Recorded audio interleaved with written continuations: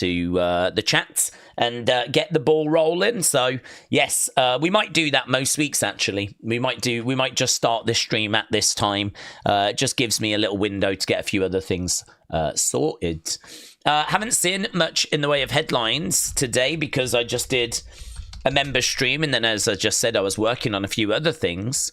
So if we just go over to Wrestling Observer, we can just have a look, see what the top stories are. So 3 matches announced for Dynamite. CM Punk, talking about WWE Unreal, said, "I've always been taught that you protect the business." So it seems like CM Punk's not keen on this WWE Unreal. So he said, "I'm probably the wrong guy to put this show over, trying to talk it up. It's not that I'm so much against it. It's that my entire existence in this profession, you get taught that, like you're old school, to protect the business. It's just always been that way. I feel like since the 20s or 30s, everyone knew that wrestling was predetermined. They talk about how they didn't know, and they talk about how in the 80s, we just kind of blew it wide open. And now everyone's exposing the business, this and that. I think if you're living under a rock, you don't know, but most people know. I mean, it's very true what he's saying there. We've spoke before about how in the 20s and the 30s, certainly the Fall Guys. I wonder if he's talking about that book in particular, the Fall Guys book, which, as we said, blew things open and exposed the business. 30, I'm not sure what the year was. What year is Fall Guys? Let's have a look. Very important history of wrestling book. Fall Guys. What year did you come out? What year was you written? 1937. 1937. You've really got to be into your wrestling to kind of read that book and be into that book. I've read it. I do need to revisit it because it's been a good few years since I last read it. But I do have the book. And I have read the book, and 1937 it came out. So, yeah, that kind of exposed the business and spoke about what was going on behind the scenes. So CM Punk is right when he says 20s, 30s, people knew that it was predetermined. He says now everyone knows, right? There's no doubt everyone knows now. He said, when you're in a room, you're seeing special teams, you're seeing X's and O's, you're seeing the relationship between the coaches and the players and the families. That's sort of what we're doing. We're following suit with NFL Hard Knocks. It's just strange for me because I've always been taught you protect the business. I was never sure when they were filming or what they were filming or who was mic'd up. You could probably make a really good blooper reel of me looking directly down the lens going, what are you doing? Get out, don't film this. Rhea Ripley said the series is an example of WWE trying new things. I feel like WWE is always trying new things and bits and pieces, make it different and make it grow. And this is just one of those next steps. Do I think that everything will be shown? No. I haven't seen it yet, though. I'm very intrigued. It was strange having a camera crew following me around as well because you're so used to all of this being top secret. Hardly top secret. Jesus Christ. Let's not make out like we've never done anything backstage. Let's not make out like it's a complete world of wonder. I mean, they've been doing backstage flipping documentaries for years. Things like, on the network and whatever, where you see them backstage having conversations. Granted, we're going to get more access than we have before. But the idea that we're so used to this all being top secret. Shut up. I've seen you rehearsing your entrances, you goof. And hidden. You don't know how to react to these things sometimes. It's just wild to me. But at the same time, it is a growing business. When's the first episode of this thing? It's this month, isn't it? It's like soon. It's like real soon. And I'm like real excited.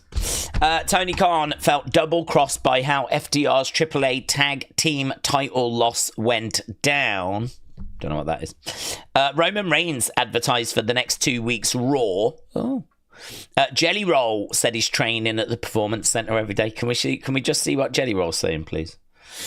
I've been quietly living in Orlando for about 3 to 4 weeks at the PC, showing up every day. I'm basically a piece of furniture over there. Yeah, you know that furniture that you've had for 3 to 4 weeks? It's just like that. Not the furniture that's been there years, but just the new the new furniture that's been there 3 to 4 weeks. It's exactly like that. They can't kick me out. He's just like the furniture.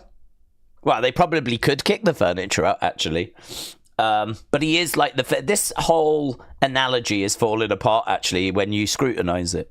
I'm just like the furniture. They can't kick me out. Mr. Jelly Roll, I've got a question. Why can WWE not kick out their furniture?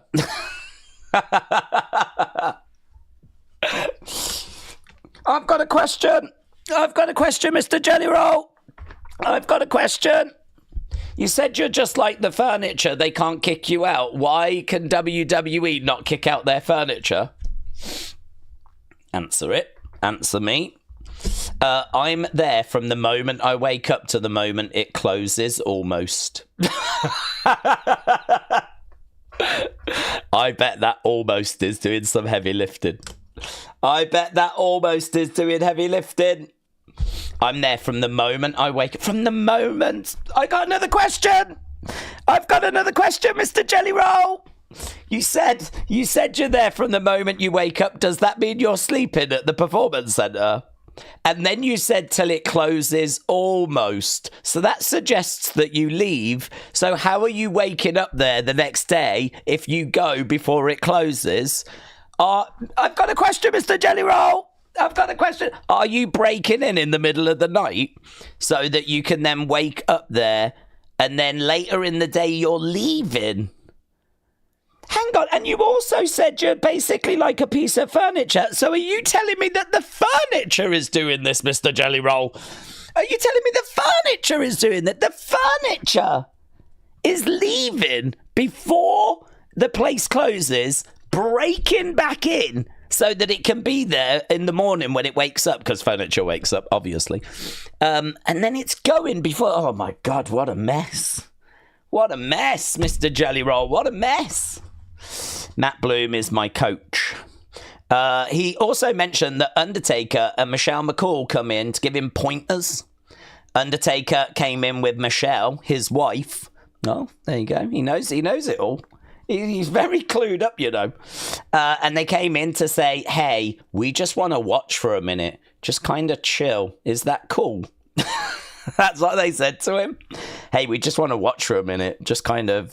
sounds a bit pervy, doesn't it? Sounds a bit pervy. I wonder if they're swingers. I was like, yeah, for sure. This is who he is. He's a human.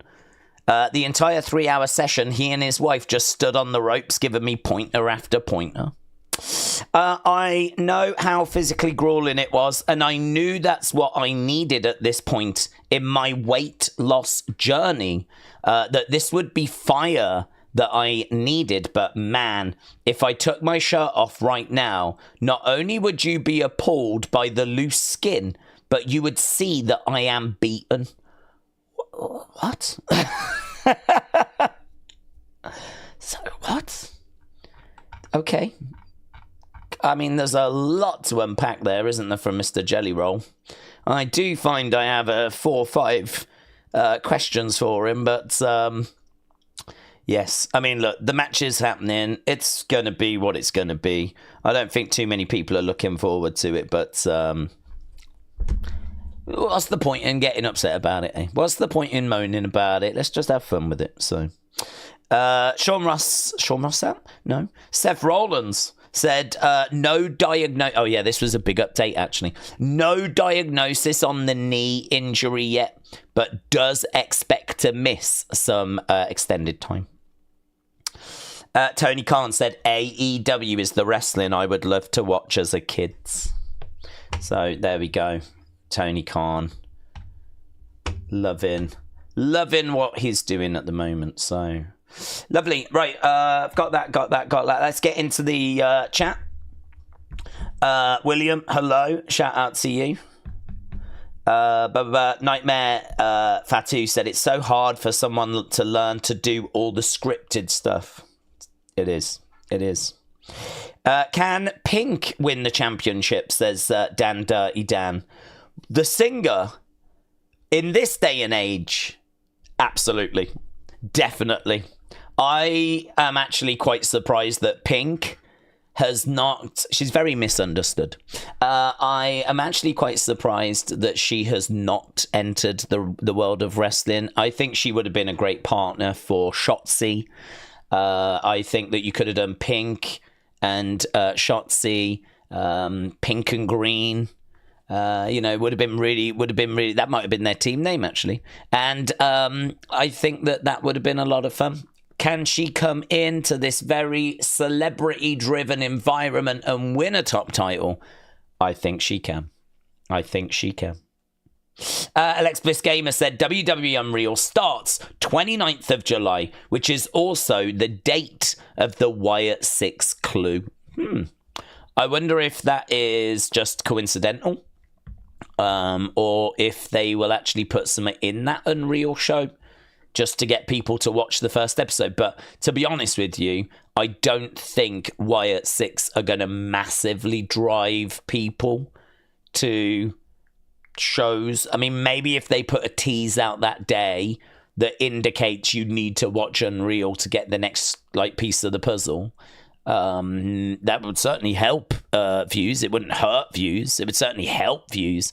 But I don't know that it's going to drive loads of people. I do get the sense that there's a chunk of people that have sort of jumped off the Wyatt 6 bandwagon. Just whenever I post about it or we talk about it, there's not as much engagement. I think obviously the injury has really took momentum out. I think the fact they're coming back doing tag title stuff has kind of took some mystery away. So yeah, I don't know. Perhaps it's just coincidental. Perhaps the two are not connected.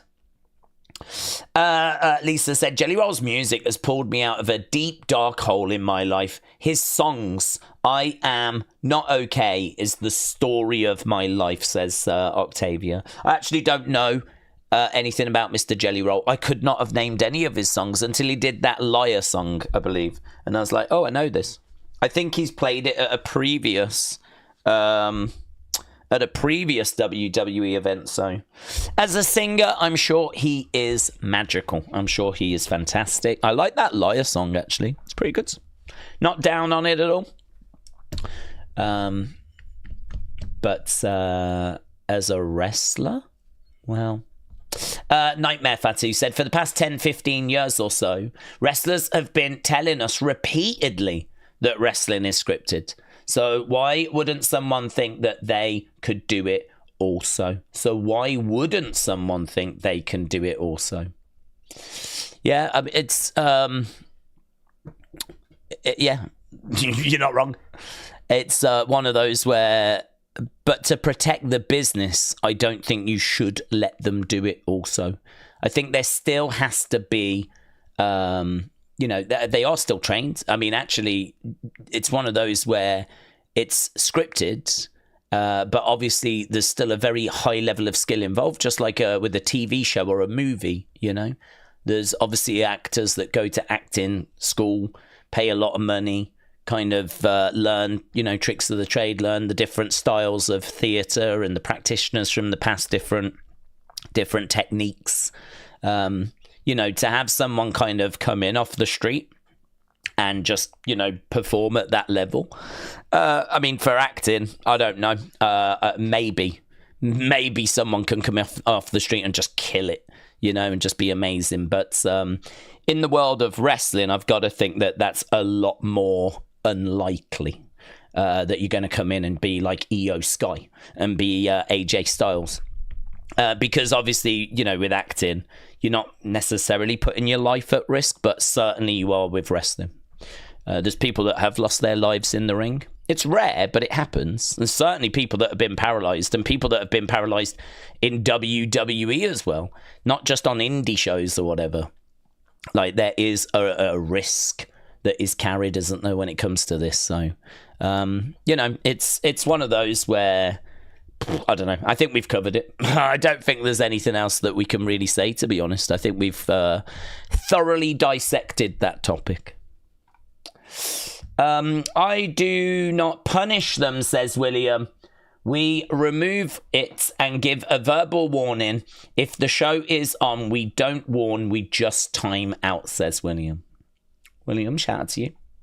Nathan said, why are people down about Wyatt Six getting titles? The Undertaker and Kane had titles. I don't get it, says Nathan. Well, Nathan, Undertaker, if you think about his career, where he was like coming in 1990 and going all the way through to like 2020, 30-year run. Actually, if you look at the amount of world titles he had within that time frame of like 30 years, it's actually relatively low compared to a John Cena who has not been competing for 30 years, right? Or a Randy Orton who has also not been competing for 30 years yet. And actually, Undertaker is well behind those. He's well behind, Triple H and whatever. They didn't actually have Undertaker around the titles as much as you would imagine. Obviously, he had his streak, which was, kind of a big focus and didn't need a title. The great thing about the streak was that it was just a normal match. It was Undertaker versus someone with no title or nothing on the line. Sometimes there was a title, like against Edge. But most of the time it was just a singles match. It was just a normal match. But obviously it massively mattered because the streak was on the line, and the streak was, arguably more important than a title when it was active, when it was running. Because the thing about the streak was that every year you tuned in to see, is this the year it's going to end? And, with titles, they get passed around all the time. But with Undertaker's streak, it had been built up for years and years and years, of course, his whole career. Every WrestleMania, we'd gone, another number, another one to the list, another one to the list. So the thing with the Wyatt Six is that, they have been around, 12 months, and 7 months of those, they've been missing. So they've kind of come in, and if you take the injury time away, they've very, very quickly gone after championships. I don't know that was the plan. I think we've been robbed of 7 months of them doing feuds. Certainly we've been robbed of a Judgment Day feud. We know that was in the works because, again, that WWE Unreal show actually said Wyatt Six Judgment Day was in the works for WrestleMania. So I feel like with the Wyatt Six, they've kind of got together, and they've got together to carry on this creative. They've got together, obviously, because they're overlooked and undervalued, but also they are a group that seem to have a mission. They seem to have a purpose. There seemed to be a reason as to why Bo wanted to keep kind of, moving forward with this creative. Part of it was to give this group of people opportunity they didn't have. So certainly the titles fit into that. But I think what was more appealing to people was the righting of the wrongs. First of all, they come in, they don't go after belts immediately. They go after Chad because Chad was bullying Otis and bullying the Alpha Academy. And so, they went after him. Then, of course, they go after The Miz because The Miz had been bullying Bo Dallas back in the day. And I think we were probably going to go after Judgment Day because of how they were treating R-Truth or something along those lines. Like, there would have been a reason to have gone after Judgment Day. And I think that them having a purpose that's more than just belts, I think was quite intriguing to people. The thing with titles is everyone is going after titles. Street Profits want titles. Motor City want titles, Fraxium want titles, DIY everyone wants titles. So for this group to just do what everyone else is doing, just want what everyone else wants, just means that they are now just another group. They're just another group. Yeah, they got a good entrance and they got masks and all that sort of stuff, and they're carrying on Bray's work, but they're now just a group. They're just a group that have got tag belts, that want titles like every other group. When they were doing Nightbird and we were getting the cryptic clues and all that sort of stuff, it felt like this group had a different purpose, more of a purpose, a different meaning. There was more reason behind the group. I think there's something really interesting if everyone is facing that direction and you've got one group that's actually facing that direction. You're a lot more interested in like, oh, what are they doing? Why are they not doing what everyone else is doing? What's that? That's interesting. It's different. It's intriguing. It's captivating. Why are they facing that way when everyone else is? But what all they've done is they've just turned around, and now they're facing the same direction as everyone else, and it took some of the intrigue away. It's took some of the mystery away. It's took some of the intrigue away.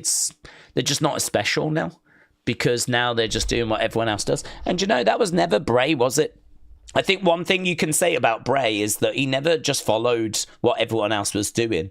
Bray stood out because he was doing something different. The funhouse was different. The puppets were different. He set his sights on trying to get a championship, but there was a whole story and a world that he had created as he was working his way towards trying to win a championship. Whereas the Wyatt Six have come in, they've sort of promised this world, promised to carry that on, and they've not delivered on that, to be honest. They've not delivered on it. There's not a fun house. We don't dig into the characters. We don't know what happened to Dexter Still, why his family abandoned him. Obviously we'll bring Alexa in eventually. That's okay. But Nikki, so many questions. They were all in those wooden cabins. Is that where they've been living? Where do they live now? Do they live together? Where do they live? What are they trying to achieve? What motivates them? Is it just titles like everyone else? Will we dig into the Bray narrative stuff again, like Sister Abigail? Will we find out who Six was in the Pitch Black match? Will we find out who Six was? Will we find out the relationship between Howdy and Six? Will we find out if the Fiend is still around? As some people are hoping the Fiend may return and come back in some form. Will we find that out? Will Bray communicate with them in some way? They say we're going to follow the words of the Red. Is that something? If this group are going to have a higher power kind of guiding voice, it's going to be him, surely. Would Bo feel comfortable doing that? I don't know, but these are the kind of questions people want answers to. And rather than answer those questions, they're just going after tag titles, like every other team. So I do get it, honestly. I do understand the frustration. I do understand. It's not big frustration. I think, to be honest with you, a lot of people are just pleased they're back. A lot of people are pleased they're back. A lot of people are pleased that they've got success. And I think a lot of people are willing to just wait for those answers. But I think as time goes by, the concern starts to creep in that we're actually never going to get them, and that we're not going to go down that road. It's a little bit like, right? Here's a wild comparison. It's a little bit like Donald Trump and Epstein, right? Oh, look at this. Nate, this is quite a turn, isn't it? The reason why I say that the Wyatt Six situation is a bit like Trump and Epstein, right, is because I feel like the MAGA universe was promised that when Trump gets in, he'll release those files, right? And so everyone kind of gets excited. They get behind Donald Trump. And, there's a whole, big movement. Let's get him in. Not only for that reason. It's part of a load of reasons as to why Donald Trump was elected, right? And, he goes into the White House. Now he's in the White House and everyone's like, let's go. Here we go. We're going to get stuck into what we've been waiting for. And so they're waiting for the Epstein files to be released, and he's turned around and gone, yeah, no, I've looked at them. No, there's nothing there. They don't even exist, actually. They don't exist. Let me just have a double check. Yeah, no. I've just looked again. They're not there. They don't actually exist. So nothing to see here, everyone. Nothing to see here. And of course, the MAGAverse is like, sorry, what? Sorry, run that past me again. You're now telling me that there are no Epstein files, even though for years we've been talking about them. And this does not feel great. This does not feel good. I was smiling the other day, and now I appear to be crying. So it's really interesting.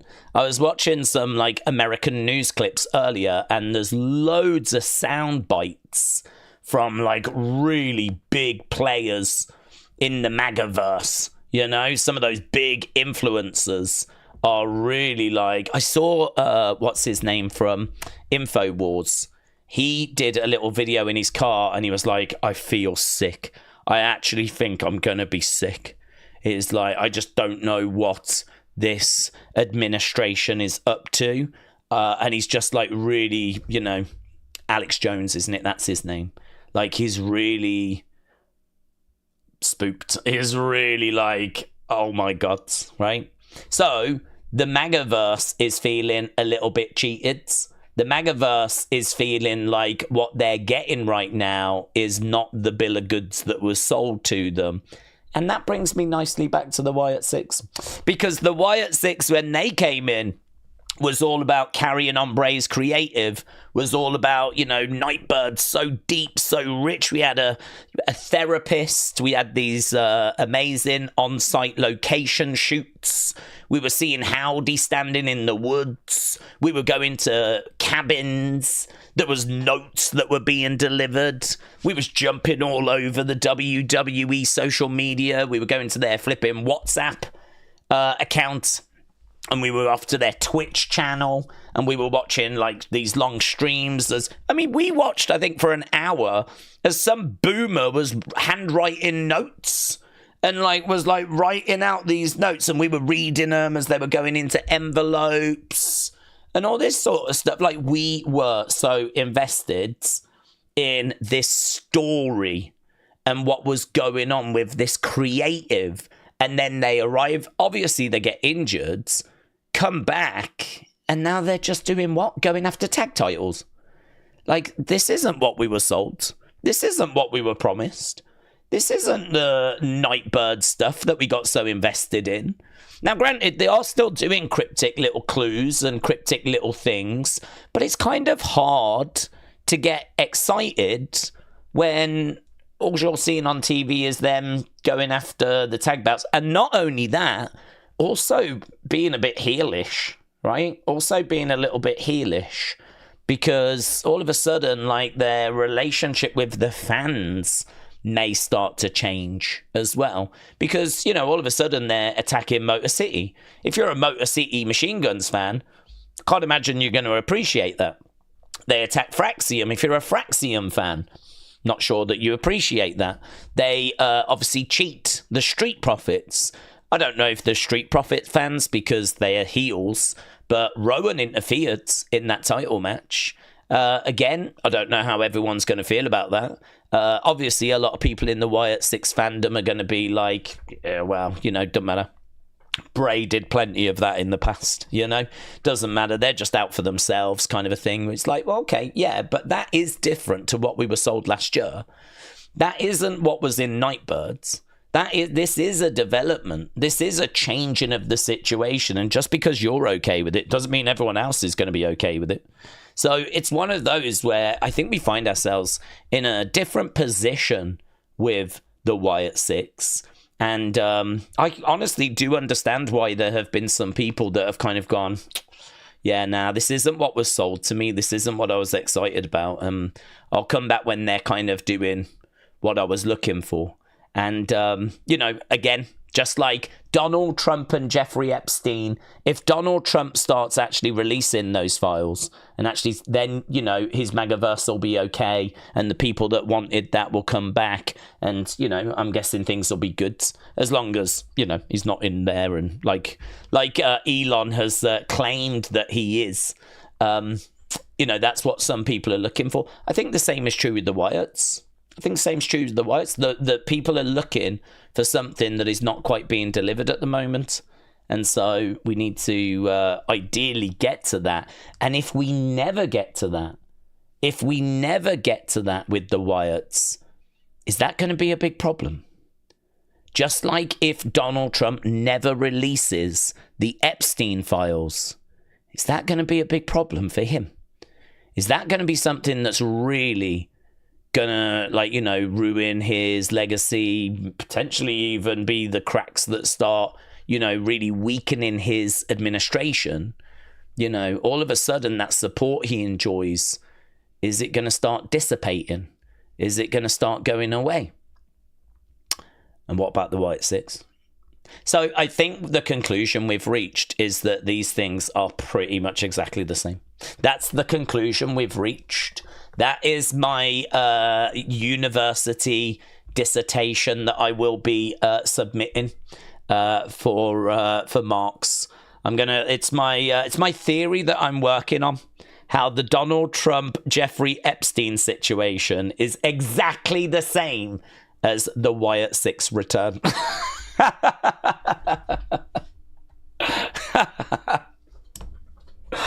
Sometimes I talk and even I have no idea where I'm going, but I don't hate that as a comparison, to be honest with you. James said, of course, the orange peep won't release those files because the peep is on it. There's literally footage of him and Epstein together, says James. Well, I mean, look, when it comes to all that stuff, I keep my hands clean, you know. I just don't engage in it because there's nothing to be achieved when it comes to that stuff, you know. It's you just can't win. It's 50-50 in it. I mean, I don't know the percentage of the last election, but it was, I don't know, 52-48, something like that. So the majority voted for him, which means that at least half of the American people that join us voted for Donald Trump, and the other half voted for the Democrats. So, you know, everyone's got their own political takes. Everyone's got their own reasons. Everyone's got their own thoughts. I don't engage in it. I don't engage in it. It ain't my bag. We got enough problems over here. Listen, our country's more than shooting itself in the foot. We got our own problems, thank you very much, over here. So, but to be honest, I don't engage in that either. It's just a mess. I just stay out of it all. I just keep myself to myself. I listen to Pink Pantherus, and you know, that's my summer sorted. Big Time said, as a result of having a week where we had SmackDown, Saturday Night's Main Event, Great American Bash, All In, Evolution, Raw, and NXT, they did 586. Lowest number since July 2024. Yeah, well, honestly, I think they tried to promote that family triple threat, but I think the truth is that Luca Crusifino is obviously still establishing himself. I mean, he's won no championships and not been in really any high-profile matches. So, I mean, Luca Crusifino, I don't think he's going to really bring in eyes. I mean, maybe Tony against Stacks, you know, might have done something, but I don't. I mean, Stacks is also someone that's kind of been in Tony's shadow. He's breaking out now. I don't know that he's like really moving a needle. Tony, maybe. The overall story, maybe. But to be honest with you, there wasn't really anything else that was promoted for this week. I remember them during Great American Bash really promoting this triple threat, this, you know, the family triple threat. I think they tried to use that show on Saturday to actually set up Tuesday. I think they did try, honestly. But if the ratings have come out like that, it would suggest it hasn't really landed. So, that's obviously a bit of a shame. I think, obviously, the other thing they would have wanted as well was the fallout for Great American Bash to kind of help the following NXT show. But I don't think there was a great deal of fallout for Great American Bash. It was a solid show, but there wasn't really much that went down. You had the Blake Monroe betrayal. Perhaps they thought that might drive some of the ratings. So, yeah, I agree. I mean, after a heavy weekend of wrestling, perhaps people were feeling a little bit burnt out. I don't think the show was that great anyway. It was one of the weaker episodes of NXT this year. And outside of that triple threat, which was pretty fun, certainly the ending of it, I think that I think it was very skippable, missable. But I don't think that it's going to be.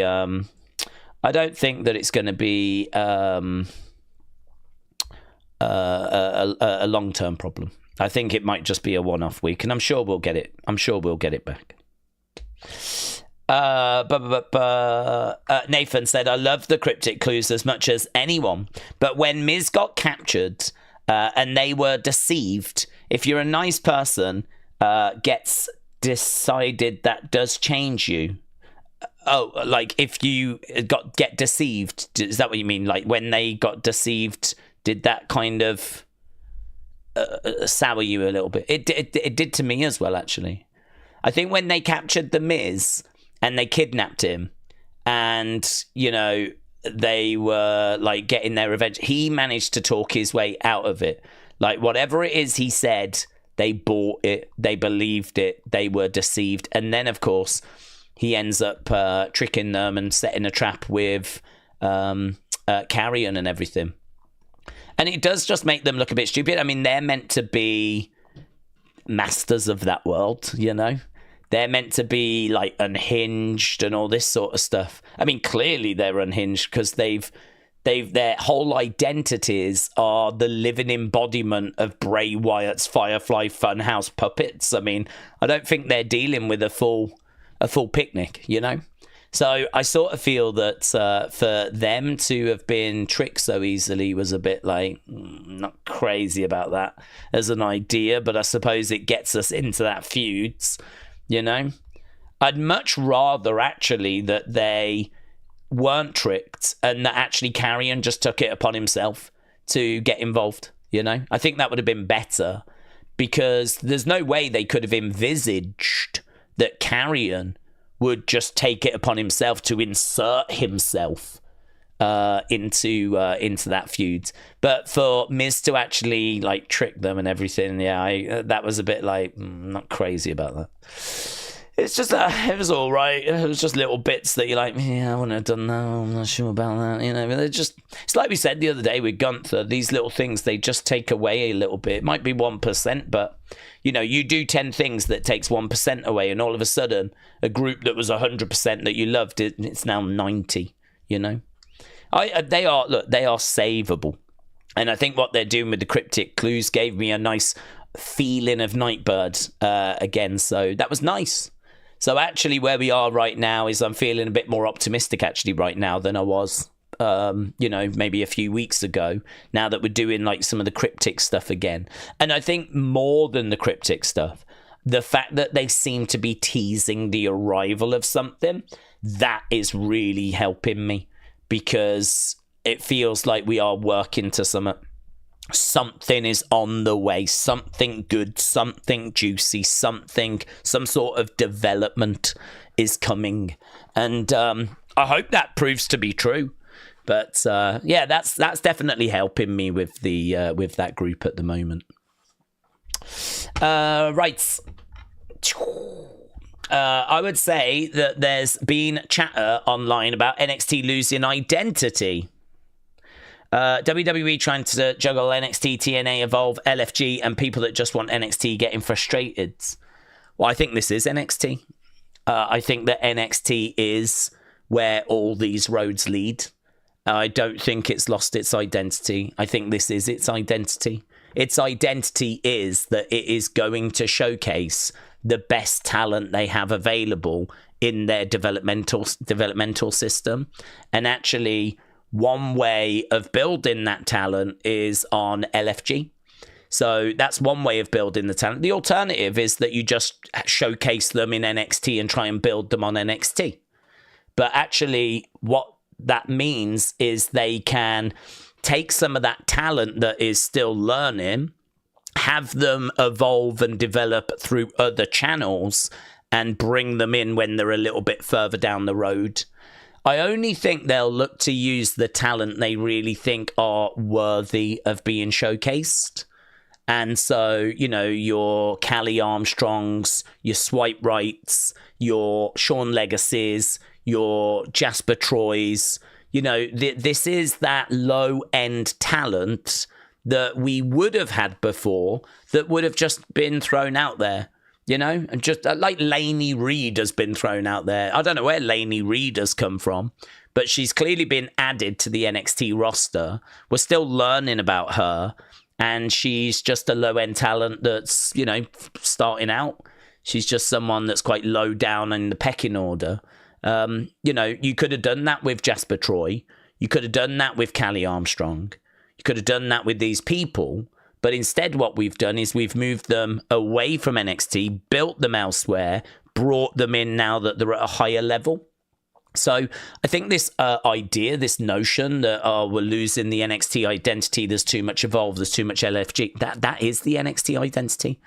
That is the vision. That is what we're doing. I thought everyone knew this. Like, Evolve feeds into NXT, LFG feeds into NXT. It would be weird if, like, you know, imagine you get to the top of Evolve and then you don't go to NXT. I mean, I don't really get how that would work. I mean, I could understand you winning LFG and not going to NXT, but the you know, they're battling for an NXT contract. So, do you know what I mean? I mean, I could have told you on week 1 of LFG that there was going to be people from that show that were going to go to NXT. And we know that people in Evolve are being built up for NXT. So I don't really get it, honestly.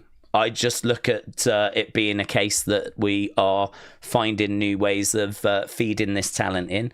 I mean, listen, I don't watch LFG. So, you know, to me, I'm having to learn about some of these people when I first see them. But it's no different than if you start them out just having the odd match. If you start them out like I'm having to learn about Lainey Reed, just like everyone else. I don't know anything about Lainey Reed, but I'm having to find out about her. I didn't know anything about Jasper Troy. I didn't know anything. I only know bits. But, you know, had I have watched LFG, I would have had a much better kind of understanding, you know? I sort of think, like, if you only watch NXT, you're going to have to get used to getting used to new people. We've always had to do that. It doesn't matter if they come from LFG, if they come from Evolve, or if they just get thrown on the show like Lainey Reed has. This is developmental, where it is constantly churning through. We used to do breakout tournaments where you wouldn't even know most of the people in the tournament, you know, like a Trey Bearhill kind of a situation. Like, you wouldn't know who these people are, but you have to learn about them. So I think, like, if people are going to be upset, crying about the fact that they don't know who these people are, that's NXT. That's what we've always done. It's just, rather than chuck them straight onto NXT, we're kind of going a different way, and actually a better way, because we're bringing them in at a much higher level of ability now, because they're doing learning away from NXT. You're not having to watch them faff around. You're not having to watch Jasper Troy trying to learn his character because he's done it on LFG. You're not having to watch Kylie Armstrong get a bit more comfortable on a microphone. She's done it on Evolve. You don't have to watch, like, these things. They're being played out elsewhere, and so they actually come in at a higher level. So I don't have any time for that conversation, to be honest. I don't see it. I don't see it. I just think that if you watched LFG and Evolve, you would obviously get a lot more out of when they appear on NXT. If you don't have time for that, that's absolutely fine. I haven't found time to watch LFG, so that's absolutely fine. You can still watch NXT, but you're going to have to learn about these people eventually, because this is that next wave that's coming through. You know, NXT is not just about one class that stays forever.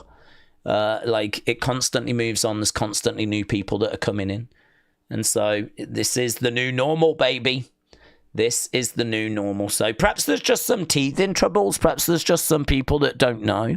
Perhaps there's some people thinking this is just, I don't know, a bit new and they don't like it. You know, some people don't like change. So, but no, this is how we roll now. We have LFG, we have Evolve, and it all feeds in to NXT. Wrestling Russ said, Daze, I meant to ask, did you get to go to an NXT show when you was in Florida? I did. Yeah, I did. And I managed to meet Trick Williams. And I met No Quarter Catch Crew. So I actually went to, I think it was Crystal Springs, maybe. And it was a bit further. It was annoying, actually, because when I looked, there was, I think, 2 or 3 house shows whilst I was there. And so they were doing these different areas, and I looked at where they were. None were really that close to Orlando. So I ended up having to go to this one that was like 2-hour drive. And it was like, it's not ideal, you know? It's not really ideal because to get there for like 6, you're going to need to leave about 1.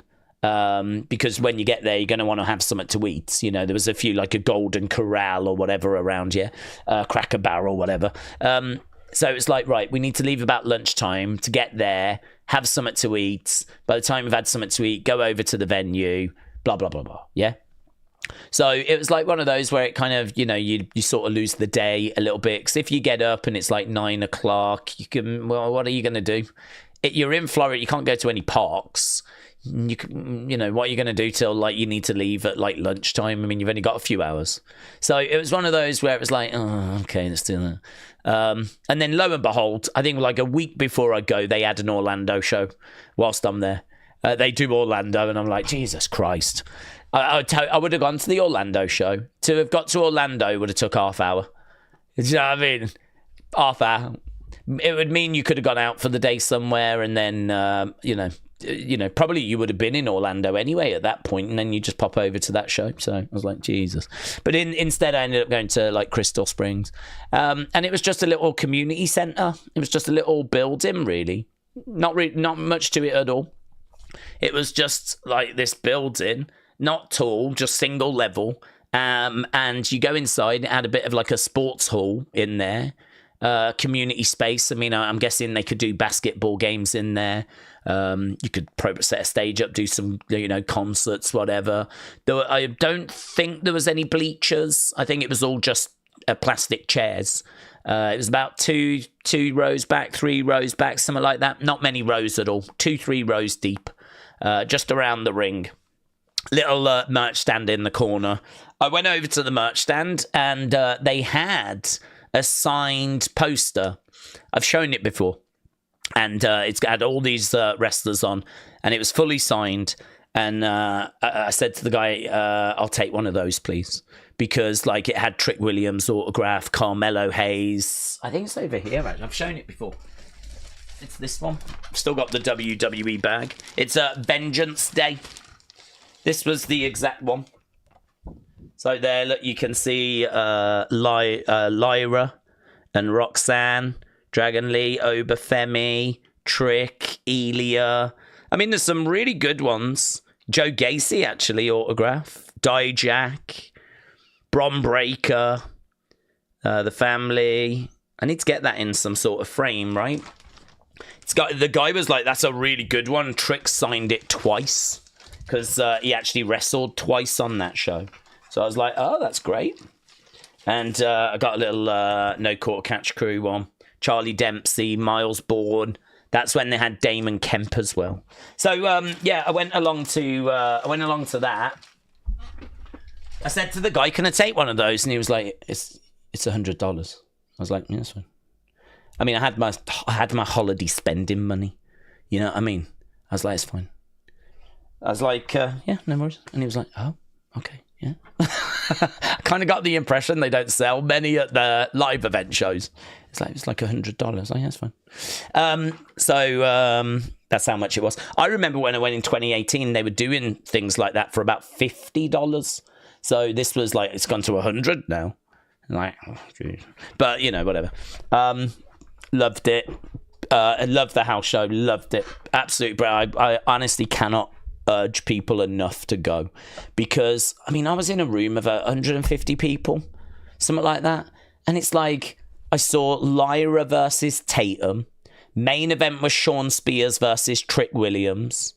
I saw, who else was there? The Tony D'Angelo was there. So the Riz was there. Stax was there. Luca was there. I told the story as well. They all, the wrestlers would come out, kind of walk around the ring. Anyone that put their hand out there's, willing to touch people's hands, whatever. I didn't do that. I was front row because to sit on the second or third row was like $10. To sit front row was $20, and I was like, I'm gonna go for it. Sometimes you gotta push the boat out, ain't you? So I was like, I'm gonna go for it. So I spent the extra $10 to sit in the front row, and it was amazing. So I was sat in the front row. Luca Crusifino, right? And I've told this story before. I swear this is true. He is the only person that did this. He pointed at me, and he kind of went like that, like a fist bump. And I was like, does he watch the channel? Has he seen reaction clips? Or I was like, does he? Why has he done that? I still don't know if he did it because he's seen a clip or something like that, or if it's just a case that he just does it to people. I don't know. But he just pointed at me and he went like that, a fist bump, and I was like. Have a good match, sir. Have a good match. But yeah, he was the only one that acknowledged me in any sense. Yeah, it was really good, man. Really good. Really good. I told the story about Kiana James and how she gave 100%. Like, everyone else was amazing, brilliant. But she, I don't know, man. She was just as good as if she was working WrestleMania. I mean, she couldn't have given any more. And yeah, and I really popped as well. I really popped because they don't tell you the card in advance. So Sean Spears came out and they're like, right, this is our last match. This is our final match. And, we've got something a little bit special for you for our main event. And flipping Trick's music just hit that. I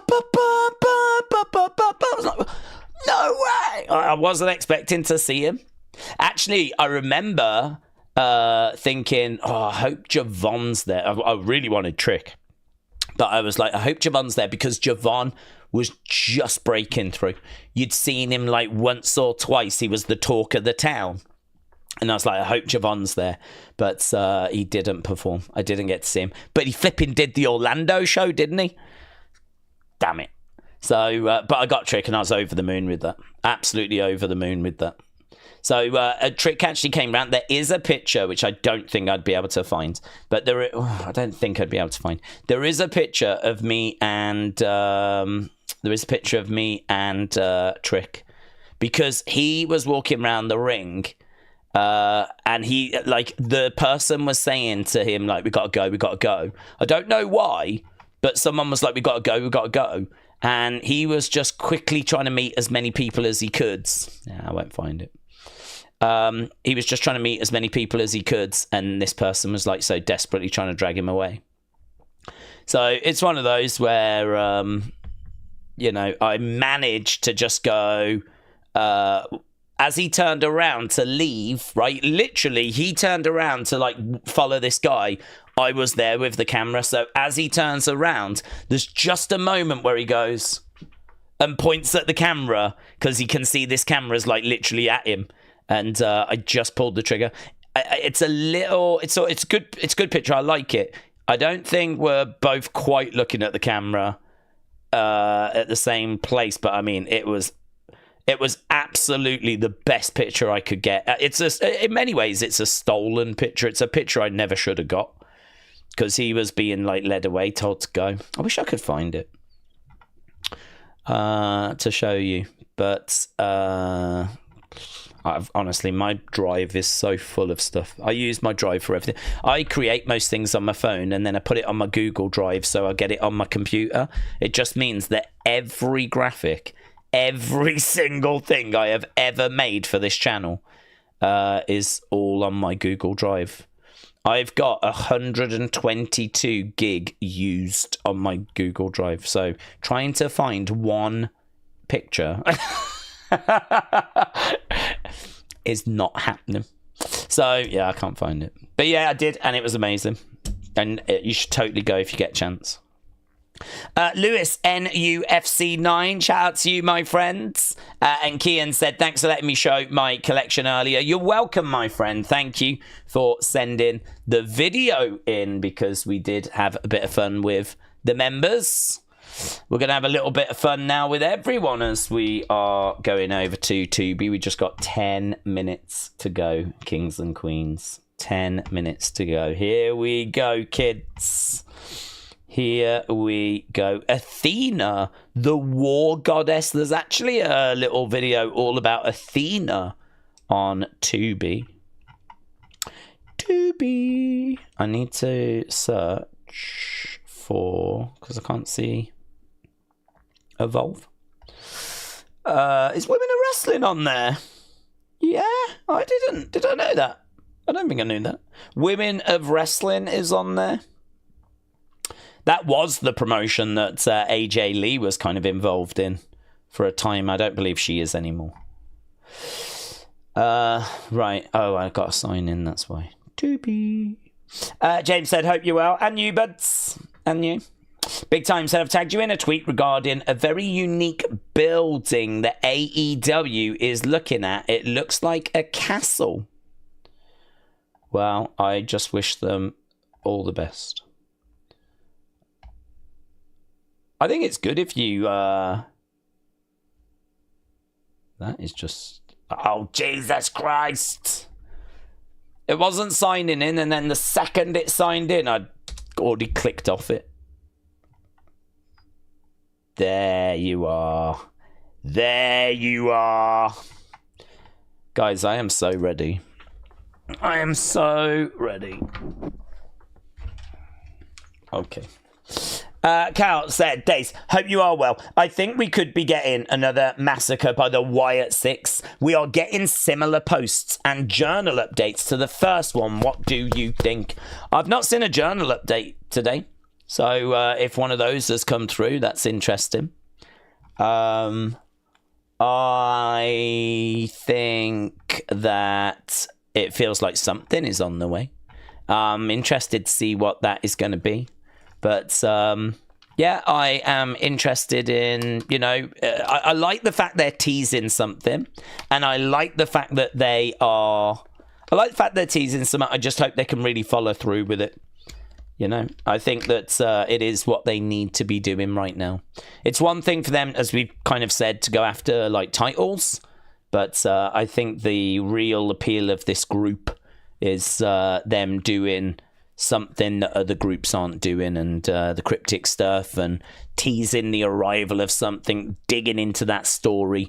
You know, that's certainly what I'm looking for from them. So, yeah, goods. Hopefully it is going to go that way. Randomness Wrestling said, I think Wendy Choo should go back to NXT, like her on Evolve, but I really want her to succeed in WWE. I think that NXT would be better to get her more exposure. I think Wendy Choo is in the Naomi Glow stage of her kind of career, in the sense of, I think this character has potential, but we just have not figured out how to use it. We just haven't figured out how to use it. And it's the same with Naomi's Glow. I think Naomi's Glow character had potential, but other than the entrance, we never figured out how to use it. I don't know if it's not worth Wendy Choo looking to change her character. I wouldn't change it away from the spookiness, but I wonder if she even needs to change it, or she has got to find a way of this kind of, I think, bleeding more into her promos and going more into, you know, what she does. At the moment, that kind of like her in a onesie carrying a pillow, that was when she was doing like the sleepy stuff. Does she need that if she's doing this dark, sort of twisted sort of character? You know, is it a bit too confusing? Is it a bit too cluttered? Could she simplify it? Could she focus it a little bit more? I sort of feel like when it comes to Wendy Choo, if there was something that they really believed in, she would be on NXT. She would be on NXT. She wouldn't, they would, you know, if there was something there that they think they could use for her in the women's division, I'm sure they would put her on NXT. I'm sure she'd be in the mix. But there's clearly something that is not quite right. And as a result, they've put her in Evolve. And I bet she wasn't thrilled at going to Evolve. You know, she's gone to the same brand that, like, talent starting out works. So, you know, I bet she wasn't necessarily thrilled about that. Because it doesn't suggest that your career is red hot, does it? It doesn't suggest that you're, you know, essential to the NXT product if you're being put down in Evolve. She's a team player, and I'm sure she, you know, will do whatever is asked, and that's the right attitude. But there's something not right in the something not connecting. You'd have to ask them if they feel it's the promos or if they feel it's her match quality or. But there's something that's not right.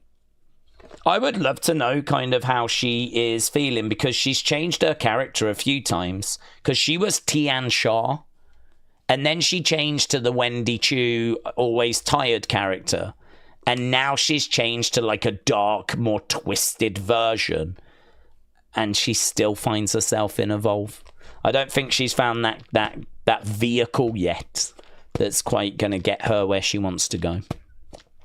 Something is not right, and it's hard to say exactly what it is because we don't get to see too much of her, but you know, they see her in her classes, and I don't know, sometimes you don't know if it's in-ring, if it's promo, if they're just not feeling the character, if it's, I don't know, sometimes it might be the attitude of the person. I'm not saying it's that for Wendy Choo, but I'm just saying sometimes you hear that these people were, you know, always turning up late, not very punctual, not putting in the work required, you know, and that, you know, their attitude is maybe not the same. They're not as hungry as other people. And again, I am not saying that is Wendy Choo.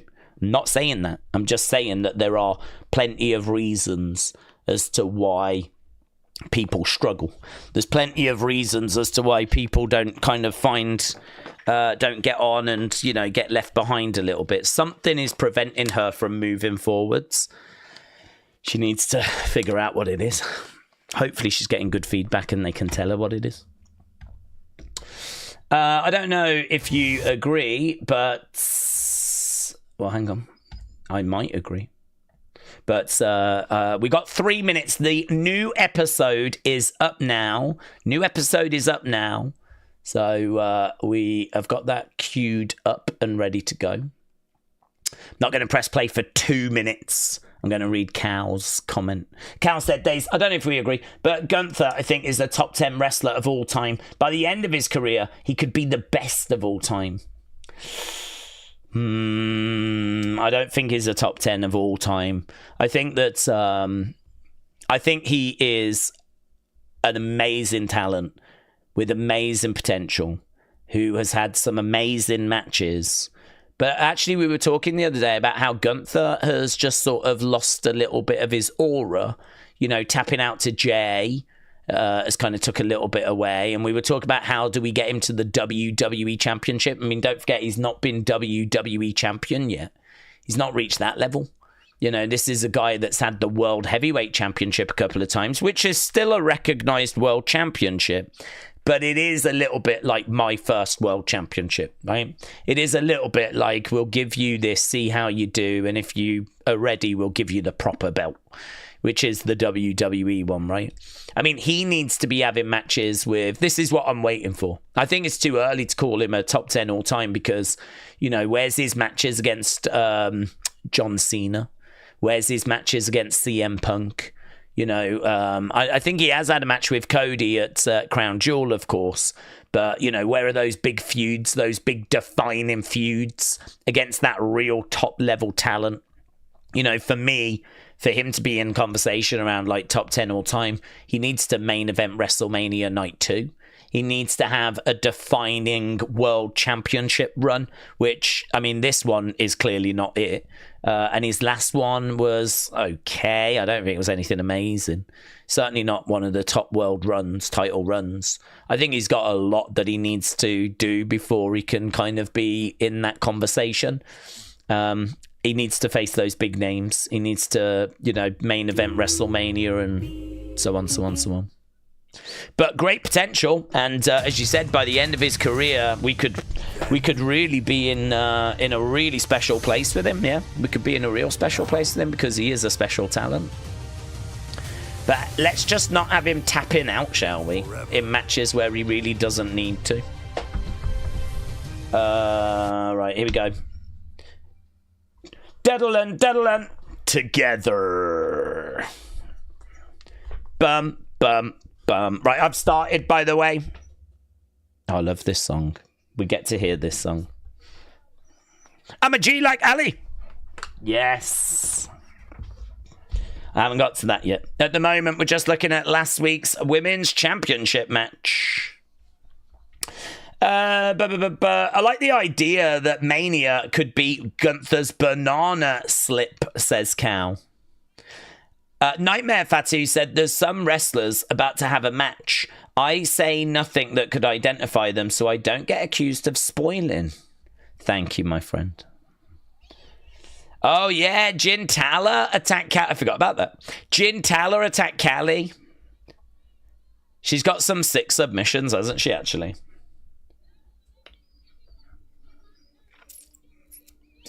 I'm going to eliminate anyone in my path to get to this championship, says Jin Tala.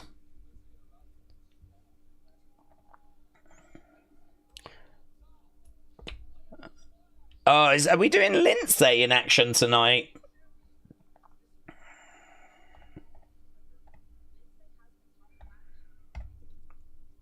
We are.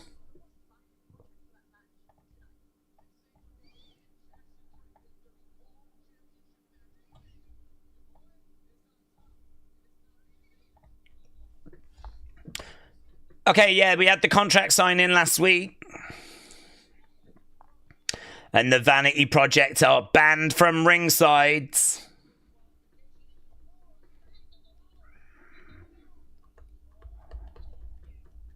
Let's go. Daze, I got a question. Do you think AJ will get another title run? I hope so, but I've heard that he might be going to TNA today for a bit. I think he'd like to wrap his career up there, to be honest. I'd like for him to have a world championship run. I think if he did, it would be the world heavyweight championship. I'm not sure it'd be the WWE one, but there's Lindsay. Days, I'm skipping Evolve. I'm going to wait for it to go on YouTube. No worries, James. Here's Kylie Ray. Da-da-dun. Da-da-dun. Kylie Ray opening up the show. This is pretty good.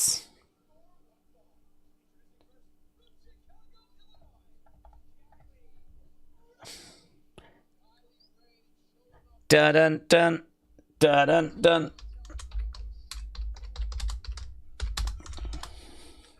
I don't even know who. Is she facing Chantal Monroe, is she? Kylie Ray, smiley Kylie Ray in the corner. Oh, mates. Tyra May Steele. Yeah. Yeah. Yeah, I can get with this. Tyra May Steele giving out a medal to someone in the crowds. Yeah, she did that before. I like this. Who gave her that?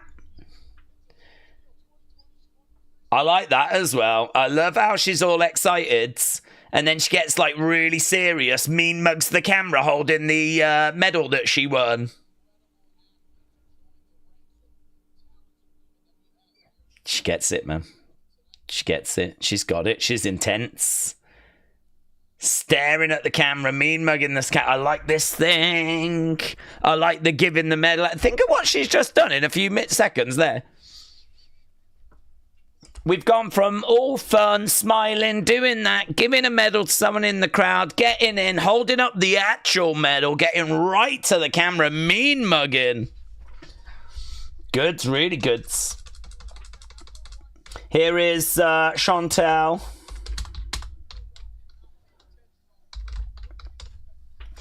Chantal Monroe. Did you hear Pete Rosenberg going off on Goldberg today? Honestly, quite a surprise. Because he's part of WWE. He's paid by WWE. He does, you know, commentary for this. I was really surprised that he kind of spoke out.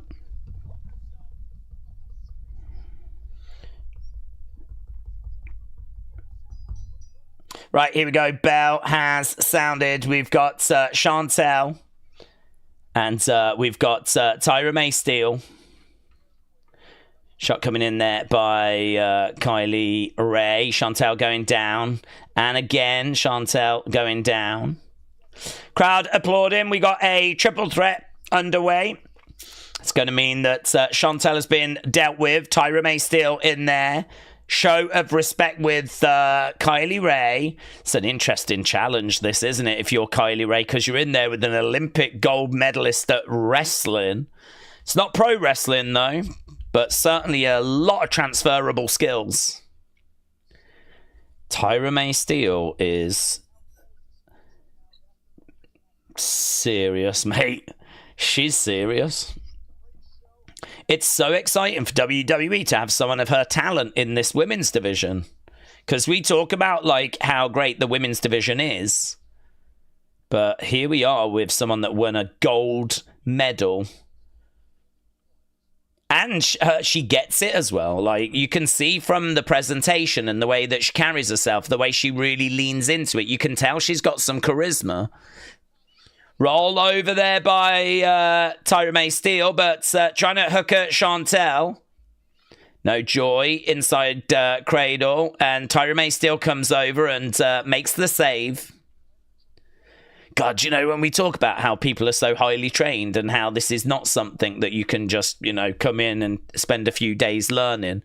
Think of how much of Tyra May Steele's life she must have dedicated to learning wrestling. To win a gold medal at the Olympics.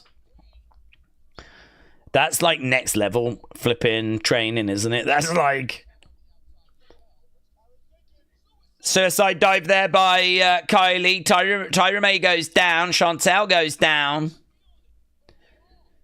Kylie defeated Wendy Choo in a last woman standing match a few weeks ago. Right now, we've got Kylie Ray getting in the ring.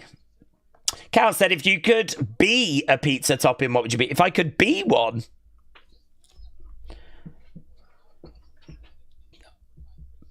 Poison. I'd be poison. If someone's going to eat me, I'm taking them out as well. Bang! Colliding into the corner by Smiley Kylie Ray.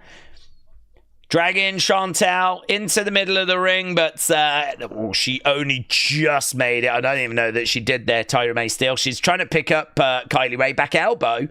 Are those Evolve things new? Are they new?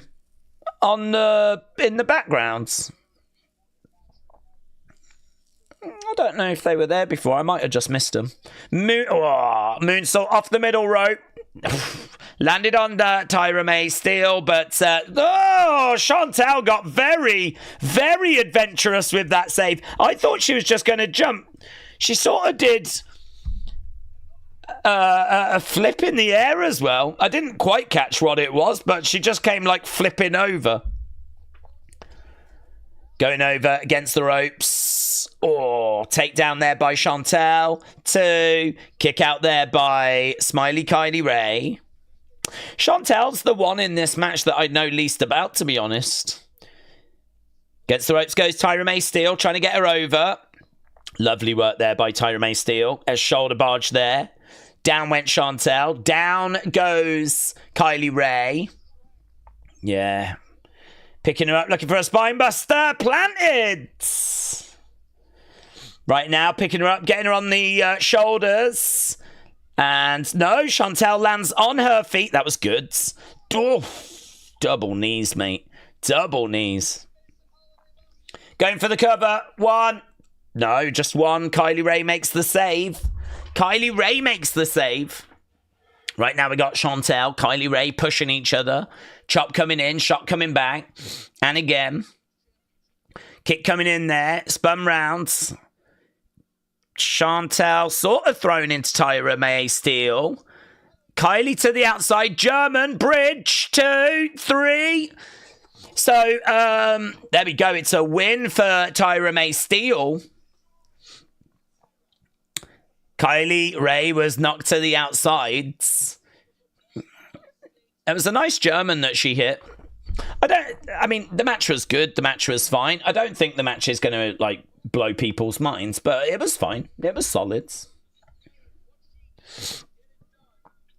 It's not the best triple threat that I've seen.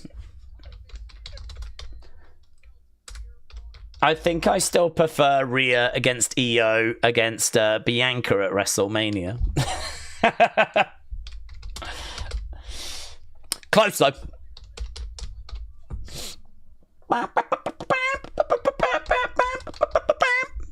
Right, here is Gintala.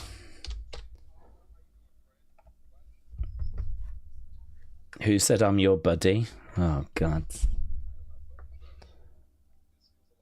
This feels different, says Chewy.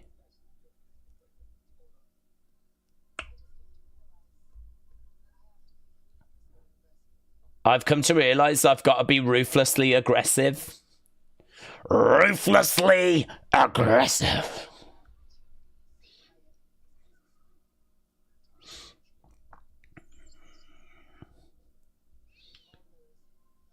All those buddies, friends. I was told I was not aggressive enough.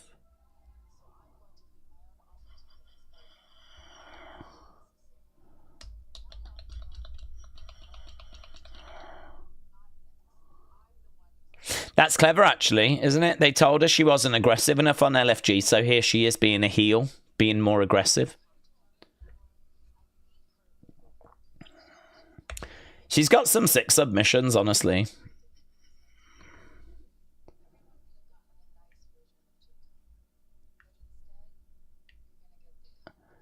You're going to get the cutthroat, but I like Gintala.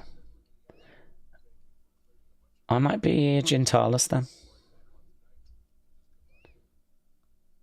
Don't shake the hand.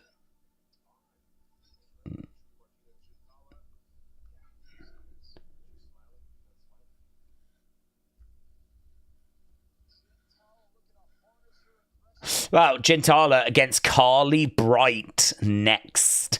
Gintala against Carly Bright next. Daze, this SummerSlam card looks amazing. I'm sure the Wyatt 6 get on the card. It makes sense as The Fiend debuted at SummerSlam and would be the Wyatt's first PLE. It makes sense, says Cal.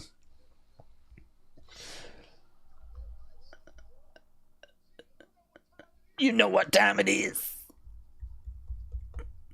SummerSlam. Talking of SummerSlam. I think I'm a Gintala fan. I'm a mark for her and Sean Legacy now, says brother. I feel that way. I feel that way as well.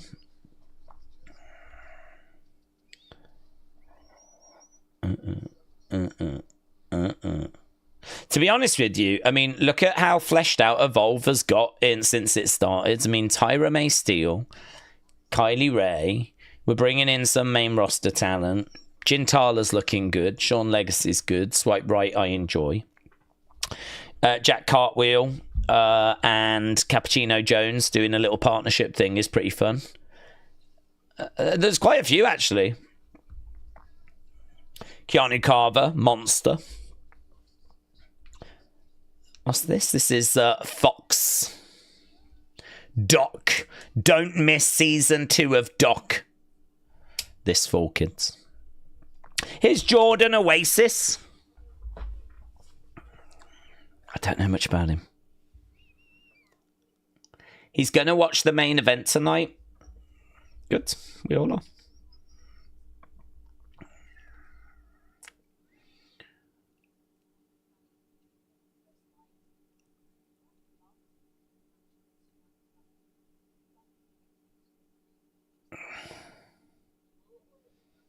Stevie.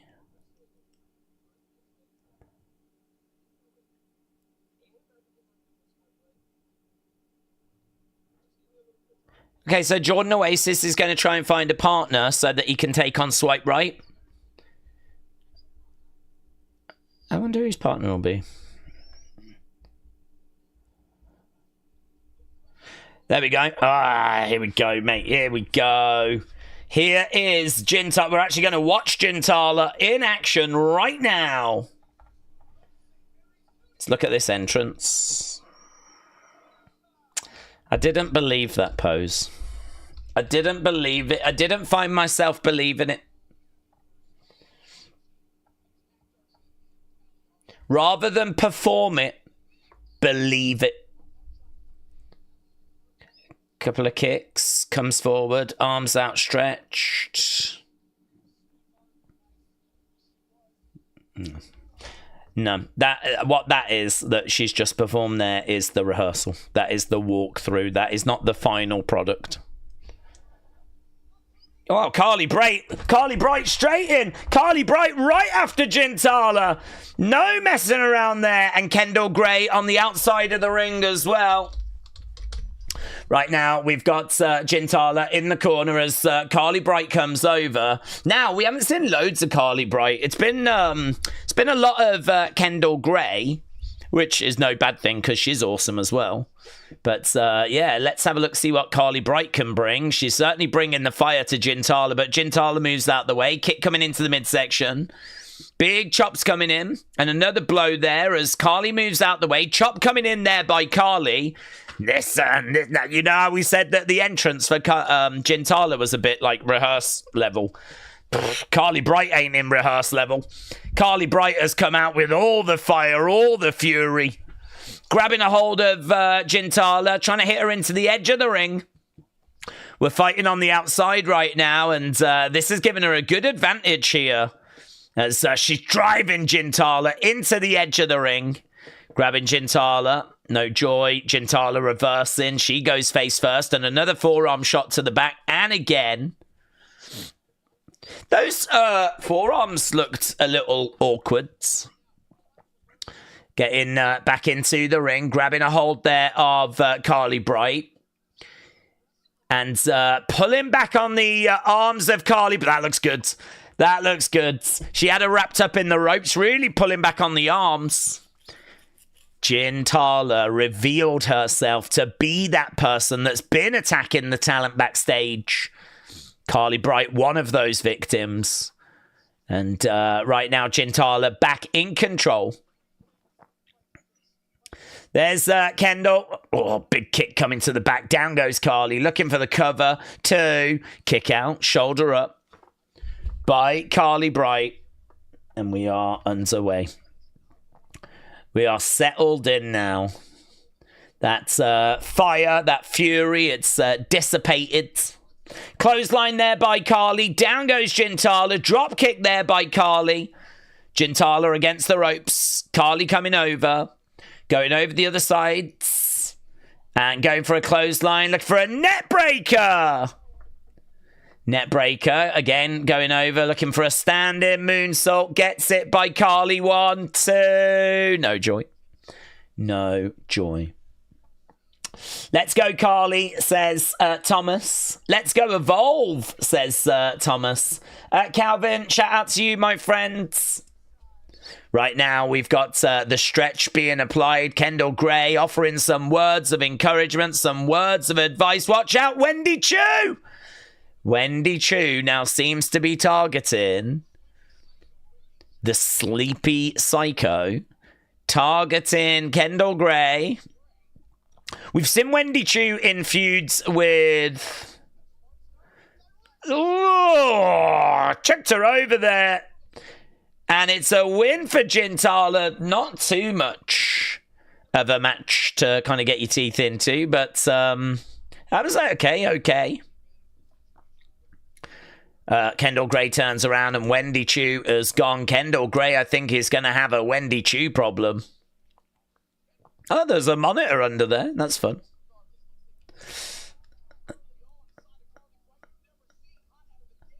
Yeah, I don't remember those screens in the background before. SummerSlam is on the way August 2nd and 3rd, said Blue Will Sonic. So Gintala getting the finish and the win. I'd quite like to see Tyra May Steele against Kendal Gray. Tate Wilder. Easy there, Mr. Wilder. Rich Hollands.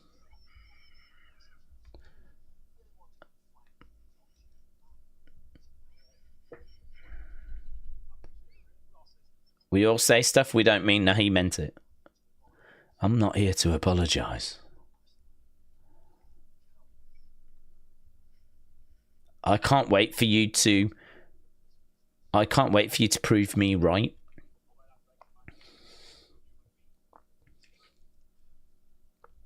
You don't belong in this business. You're beneath me.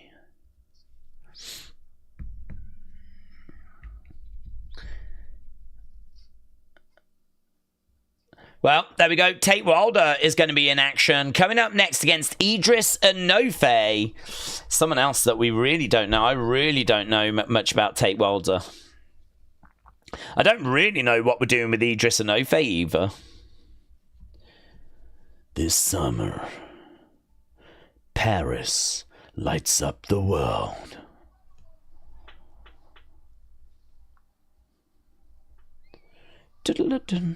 WWE's premium live event. Clash in Paris. Daze, Seth could be swerving us, just like Naomi did. All of us did not expect Naomi to cash in. Therefore, Seth could just wait for that exact moment when Punk is about to win the World Heavyweight Championship. Thoughts? I think he's injured. I think he's injured. If it is a swerve, brilliant. They will have done it brilliantly. That would be a level of detail that I think WWE have struggled with in the past. I mean, no one will have... the truth would not have leaked out. He's been seen on crutches backstage. You know, like he's having to live that pretense. That if he's not really injured... He's having to really play that pretense up and not just worry about what we see on TV, but also like the behind the scenes stuff as well. So, don't know. I think that I think he's injured genuinely, but if it does turn out to be a little swerve, well, I say a little swerve, be a huge swerve, then I think they will have done it very, very well.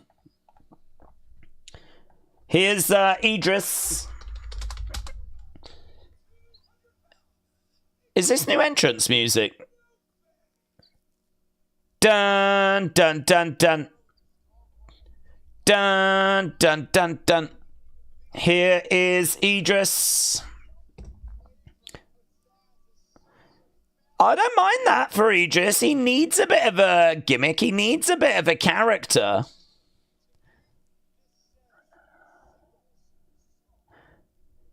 This says to me, Macho Man Randy Savage. That's what it says to me.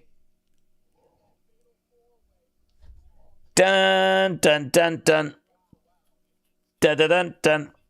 Dun. I feel like that's a famous piece of music, a bit like Pomp and Circumstance.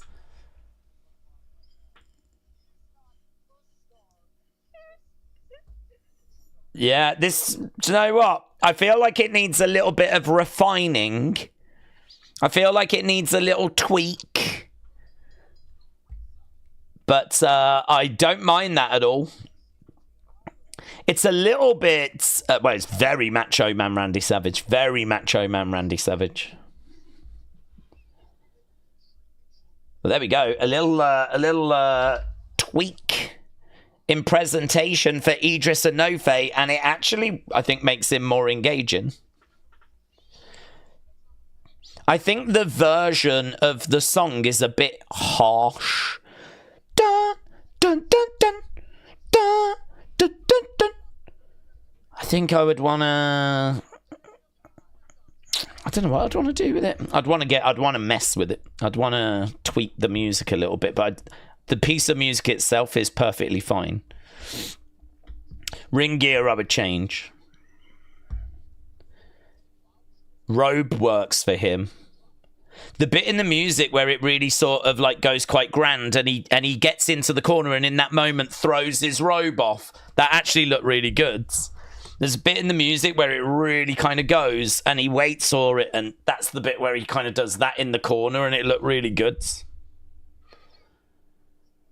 Idris, let's go, said Thomas. To the outsides. WWE and Blippy is the crossover I never thought we would see, said Jennifer. Moving out of the way, big kick there. Oh, I want Idris to win this. I feel like he's done some work. Whoa! Look at that. Shooting star to the outsides. Bang. Tate Wilder doing a shooting star to the outside off the edge of the ring. Tate Wilder going up top. Oh, I don't want this unknown cowboy to be... Ah, look at that. Look at the height. 1, 2. Kick out by Tate Wilder. I want Idris to win now that he's kind of done a little tweak, done a little change. Forearm shots coming down there by Idris. Let's go Evolve. Shot coming in there. Championship match still to come tonight. Big shot to the back there by Idris. Down went Tate. Idris round the back. Recently defeated Jamar Hampton is undefeated in Evolve singles matches. That's good. Build that. Keep building that. Don't throw this away. Give him the win. He's undefeated. Right now, we've got Tate trying to get back up to his feet. Elbow to the back of the head there by Idris. Stomp coming in by Idris. And again, throwing in some forearms to the back of the head, mates. Looking brutal. Keep doing it. Keep doing it. He's taking the... It's taking off that armband. The referee's like, no, you can't choke him with that. Yeah, of course you can't. Oh, now he's going to use the other. That's quite clever. Oh, no. He didn't get chat. I wish he'd have done it. Elbow coming in there by Tate. And again, over against the ropes goes Idris. Big boot coming into the midsection. Trying to pick up Idris. Looking for a suplex. No joy. I don't mind this match, you know. I wasn't expecting to be as engaged with it as what I am, but this Tate Wilder's got something to him. He's bringing a lovely pace. Lovely pace going up. He's got some moves as well, you know. He's got a few things in his old boxer tricks. Here's Idris. Looking for a net breaker. Love that. That's great. Love how he trapped the arm. 1, 2. That'll do it. 3. And really good. Yeah, no, I was into that match more than I anticipated. Dun, dun, dun, dun. Bum, bum, bum, bum. Do you know what? He needs a queen. It's got a king vibe. It's got a Macho Man vibe. Macho Man had Miss Elizabeth. He needs a Miss Elizabeth. Do you know what? This world needs a Miss Elizabeth.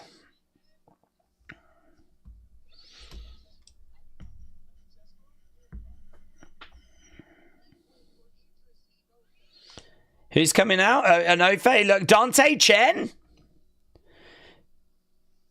Idris. The fans love Dante. You looked impressive tonight.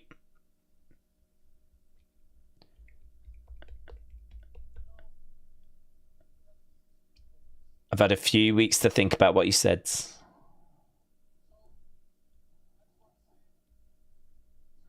I'm really sorry. Oh, big shot. Down goes Idris. He gets knocked down by Dante Chen.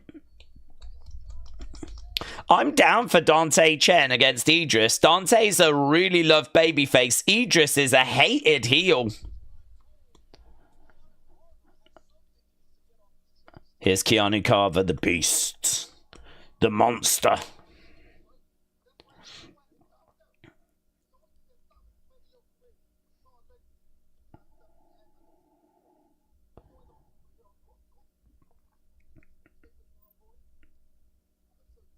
I'm going to tell you one time.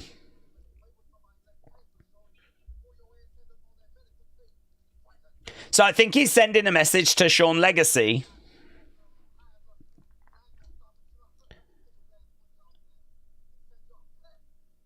I'm going to send y'all packing. Okay, here's Vanity Project. There's Jackson Drake. Is this just our next match, our final match, our main event?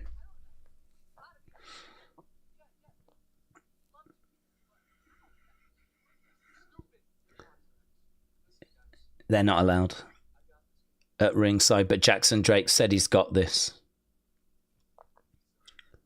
V's up, guys. V's up.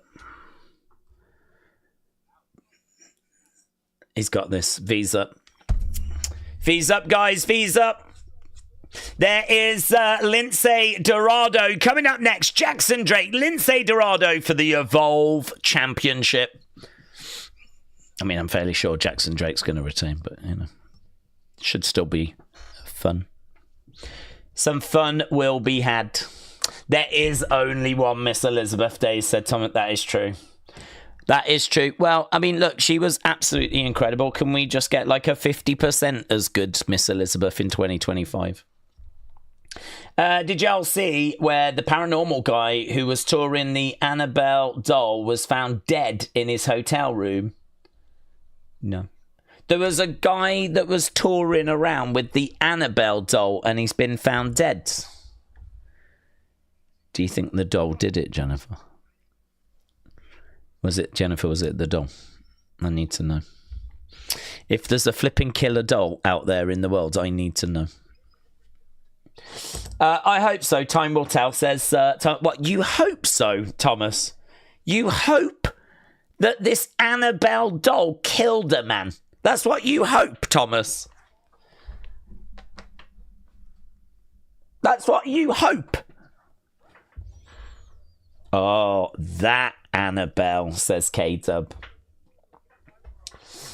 According to Pennsylvania police, they're waiting for the autopsy because there's no discernible cause of death. Well, Thomas is keeping his fingers crossed.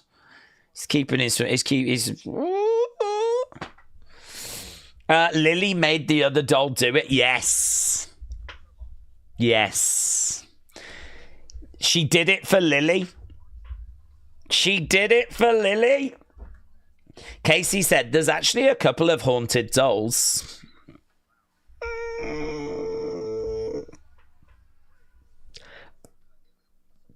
Are there? Are there though? Oh, hello. Talking of haunted dolls, here's Stevie Turner. Here's Idris.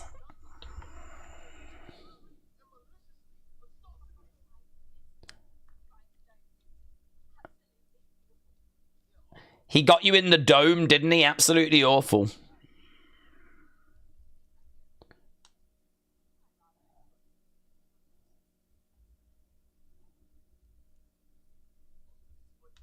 This is funny now.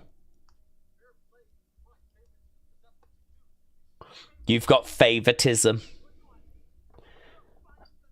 You're a biased general manager. Why is she a general manager? Why isn't she a wrestler, actually?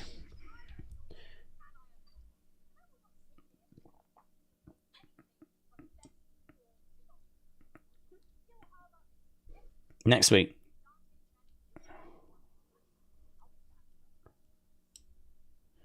You and Dante Chen can have your one-on-one match.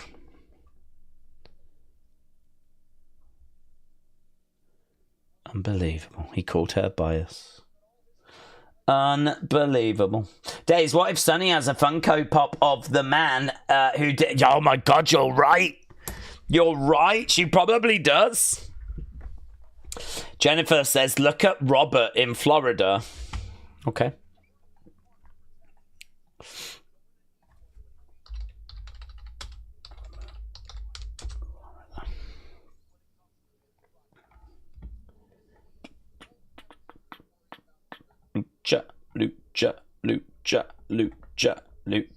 Lucha.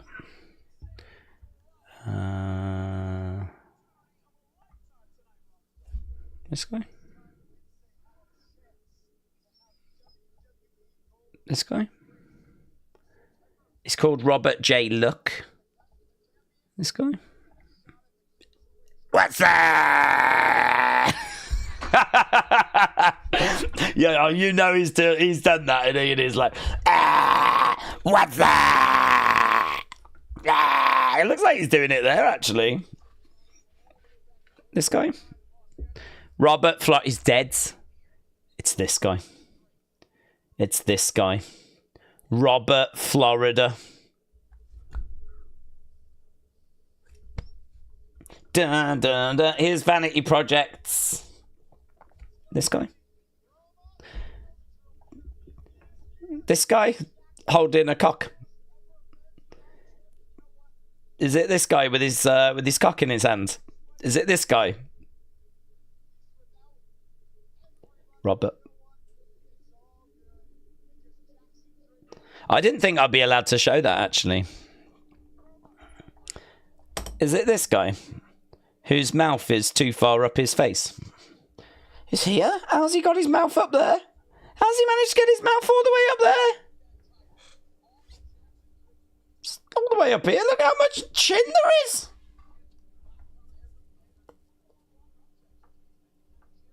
I can't do it.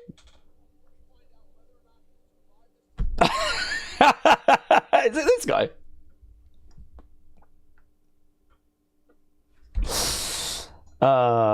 It's probably this guy, is it? Is it this guy? Haunted Florida.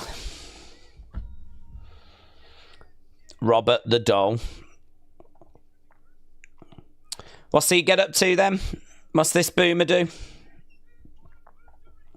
Robert the Doll is said to be one of the most haunted dolls in history. The museum where he currently lives claims that Robert moves around at night on his own and he'll follow you around with his beady eyes. One of the museum rules are if you don't ask Robert for permission before taking a photo, he will cause misfortune in your life if you disrespect him. You've got to ask him for a photo, otherwise he's going to be very upset with you. Just like wrestlers at an airport. What about Robert's dog?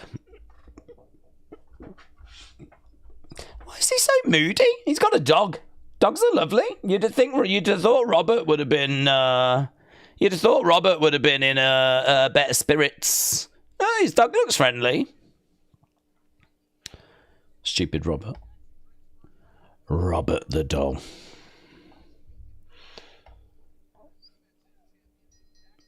Well, there we go. That's Robert. Stupid Robert and his stupid dog.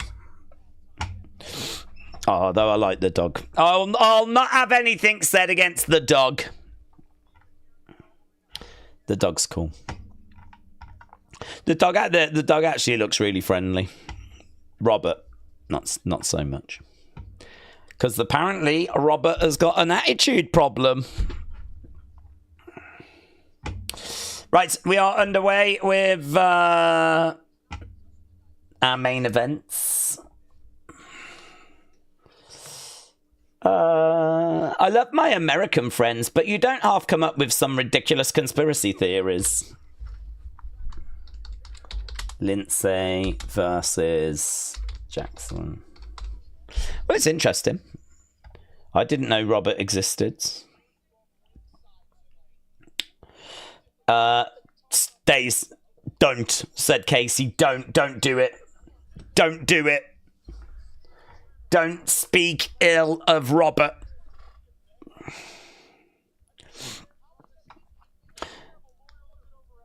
Here we go, going in.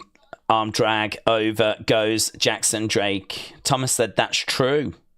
Over goes Jackson Drake, and he goes to the outside. Nick said, Daze, is it really Robert, or is that Tommy before he gets ready for the race? Could be Tommy. Could be. Akeem said, don't tease Robert. Oh my God. Guys, come on. Stupid Robert and his stupid face. Do you know what I've heard about Robert? I've heard he sucks. That's what I've heard. I've heard he sucks. I've heard people call him Rubbish the Doll rather than Robert the Doll. Yeah? What's he going to do? Huh? What's he going to do? He'll do nothing. That's what he'll do. He'll do nothing. Mainly because he's in a glass little cage anyway. So, do you know what I mean? Plus, he's in a different country. Maybe I'd be a bit more careful if I was in Florida. Right. Dream match, Lily versus Robert. Book it now, said Mr. B. Hannah said, Daze salutations. If there was a Funko Pop of you set to be in stores, how would it look and would it sell out? It would sell out if there was one and it was close to me because I'd buy it. Any more than that, no, it would not sell out. How would it look? Better than Robert. Against the ropes goes Jackson, through the ropes onto Lindsay. Lindsay goes down. Young Buck being no longer EVPs and getting treated like shiz is the greatest thing ever, says James. Casey said, I pray for Daze and for this community. Well, listen, if something terrible happens to me now, it was Robert. Just so you know. If you hear of anything terrible happening for me, over, I'd say, what, should we give it a week? It's a bit too soon for him to do anything immediately. You know, he's got a plan. So, anything over the next week, then I think it's safe to say Robert's got me. Against the ropes goes Jackson. Kick to the back. Going for the cover. 1, 2. Kick out. I think that Sweep from the Sooty Show could kick the bleep out of Robert, says Nick. In fact, I think Sue could, Nick. I think Sue. Oh, we got a little Cardi B advert. Well, that's interesting. Few people were wondering if Cardi B was still going to be hosting. So apparently they hadn't been mentioning her for a while. Kick coming in there by Lindsay. Robert is like Chucky. He needs a plan, said Thomas. Yeah, be unfair to just judge him on if anything happens to me tonight. He might need to get a flight. Here we go. Jackson Drake with a headlock being applied. Daze, what was better, the Raggy Dolls or Banana Man? Oh, I loved them both, mate. I loved them both. I feel like if I had to watch one now, I'd watch Banana Man. But when I was young, it might have been the Raggy Dolls that I preferred. Do you know, I haven't seen that intro for the Raggy Dolls since watching them as I was a kid. Yeah, that's a blast from the past, that is. I'd love a DVD or something that's got like one episode on of like 50 shows. You know, Raggy Dolls and Bertha and flipping... what was it? The Poddington Peas. That was another one. And Shoe People. Button Moon. That was great when I was young. Rainbow. Just some great shows. Then obviously as you get older, a bit of Doug. Bit of Clarissa Explains It All. Keenan and Kel. Pete and Pete. Sister Sister. Hey Arnold. Johnny Bravo. Early SpongeBob. What else did I watch? Saved by the Bell. Oh, planted Jackson Drake head first. Planted him. The letter people were crazy. Do I remember the letter people? I don't know if I remember the letter people. Letter people. I don't think I remember the letter people. It would have been my time frame, though. Oh, big chop there by Lindsay. Goes against the ropes. Oh, lovely work. Goes back into a stunner. Jackson Drake, rake at the back. Backstabber there by Lindsay. Going for the cover. 2. Kick out there by Jackson. Armbar is grabbed by Lindsay. Have we got a bit of blood coming out of Jackson? Because I can see some red marks on Lindsay's gear. I think we do. Maybe from the nose.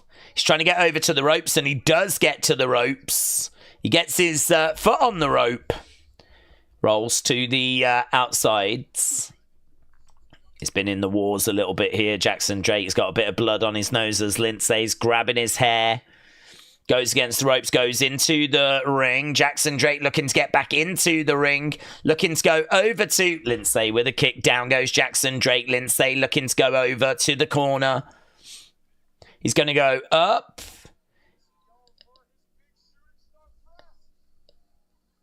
Is this Vanity Project? No, but it's a distraction and it allows Jackson Drake. It was a distraction. The music played. It momentarily distracted. Double knees.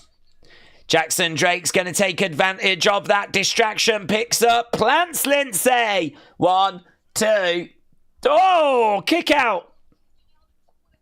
Kick out. Kick out by Lindsay Dorado. Right now, we've got Lindsay down. We've got... Jackson Drake going back to the corner, trying to help himself back up. Keenan and Keller just saw orange soda. I put the screw in the tuna eye. Lindsay. Oh. Right now, chop coming in there by Lindsay. Against the ropes. Big boot by Jackson. Over the other side. Bah! Another big kick. Against the ropes, Lindsay on the shoulders, Jackson. People are standing. Going up, going over. It's a hard-fought match. Kick coming in there by Lindsay. Jackson feeling that. Lindsay up, lands on his feet, reversed. I mean, you can tell that Jackson Drake is more advanced in the ring than, others on the roster. I mean, he's really going toe-to-toe here with Lindsay. Oh, big clothesline. Huge. Lindsay going to the outside now. They've already tried to distract. They've already tried. And, connects. Oh, but Jackson rolls out the ring. Jackson rolls out the ring. Right now, we've got Lindsay in the ring. We've got Jackson on the outside. Lindsay going to go through the ropes. Suicide dive. Kind of spins through as well. Lindsay going big or going home. We've got the fans chanting, Lucha, Lucha, Lucha, Lucha. Oh, someone's under the ring. Grabs a hold of Lindsay. Referee can't see. I think that's Ricky Smokes. Ricky Smokes of Swipe Right. Grabbed Lindsay. It's a running knee. Connects there by Jackson Drake. Jackson Drake gets the win, but there's outside interference. There's outside interference. Unbelievable. There we go. Jackson Drake with blood coming down his nose. Able to get the victory, but it was outside interference by Ricky Smokes. And I don't know if Ricky does, to be honest. I don't know if he... I hope he doesn't. But actually, you would be surprised at the amount of wrestlers that vape. There is a lot of wrestlers that do that. Let's get match scores. Oh, Brooks! Brooks Jensen! He's been called from the Cullen. Brooks Jensen goes after Jackson Drake. Wow, Brooks Jensen is here. He's away from the Cullen, so what are we going to do with him? Zayda's livid. Zayda is livid. I tell you what, it's a very watchable show, this. Very watchable. And they have a little cliffhanger. I mean, last week, Natalya attacked. So last week, Natalya attacked, and that kind of moved that story forward. Now Brooks Jensen attacked. And so that's moved that forward. We're just always moving forwards. I love that for us. I love that for us. I love that we're always moving forwards. You'll be surprised how many healthcare workers vape. Really, Jennifer? Really? Yes, that would surprise me. Because you really would think they would know better. Imagine going to flipping school and learning all about lungs and all that stuff. Knowing the damage that's being done and then being like, I don't know how you do it.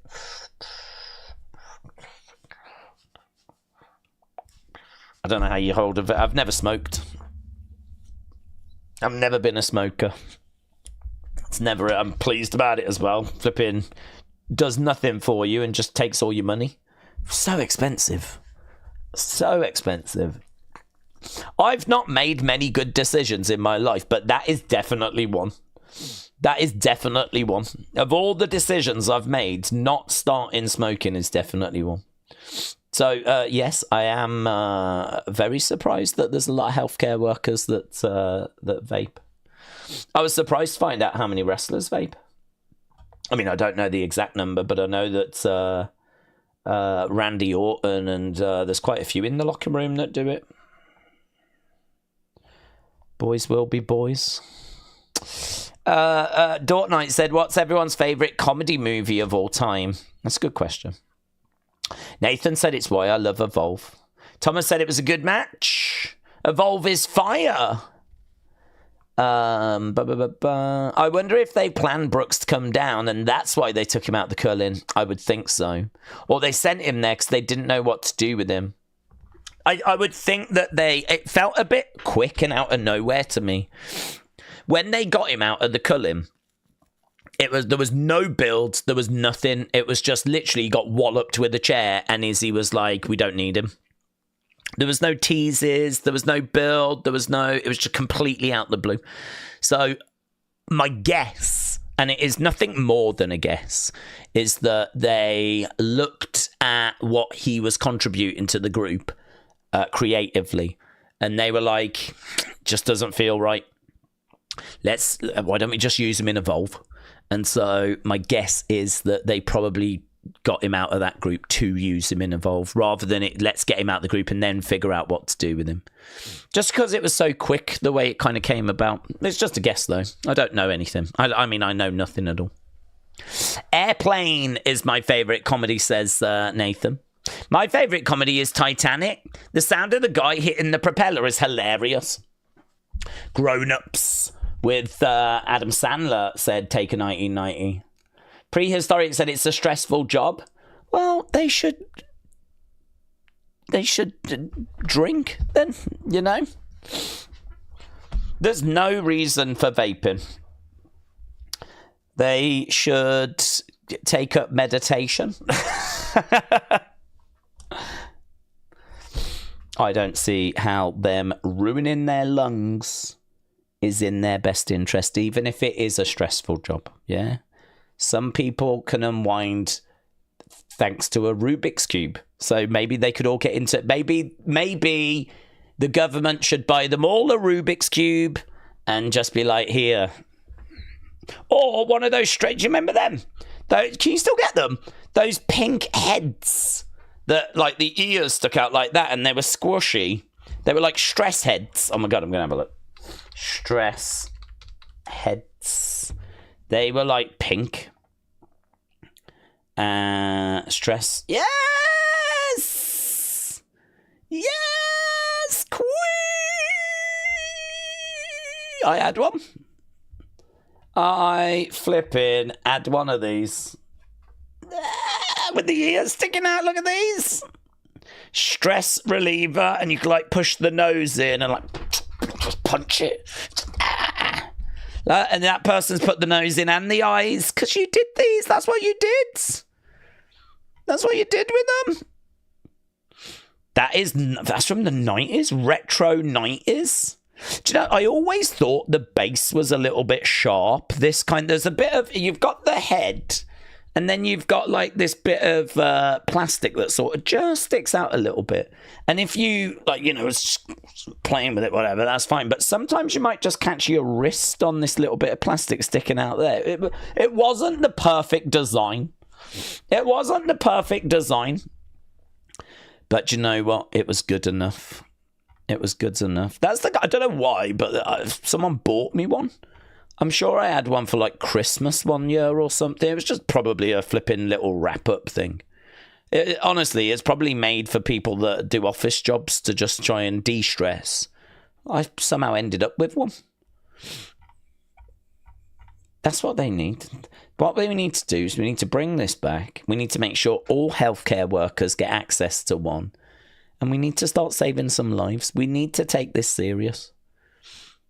They should not be vaping when they could have a stress reliever like this instead. I'm just throwing it out there. Thomas said, I'm showing my age now. Monty Python and the Holy Grail, classic. Although, personally, you know what I'm going to say? You know what I'm going to say. Life of Brian is better. But Holy Grail is awesome as well. Stone Cold Fella said, I don't vape, that's disgusting. You could walk out your front door and get killed crossing the road. Vaping is safer than crossing the road.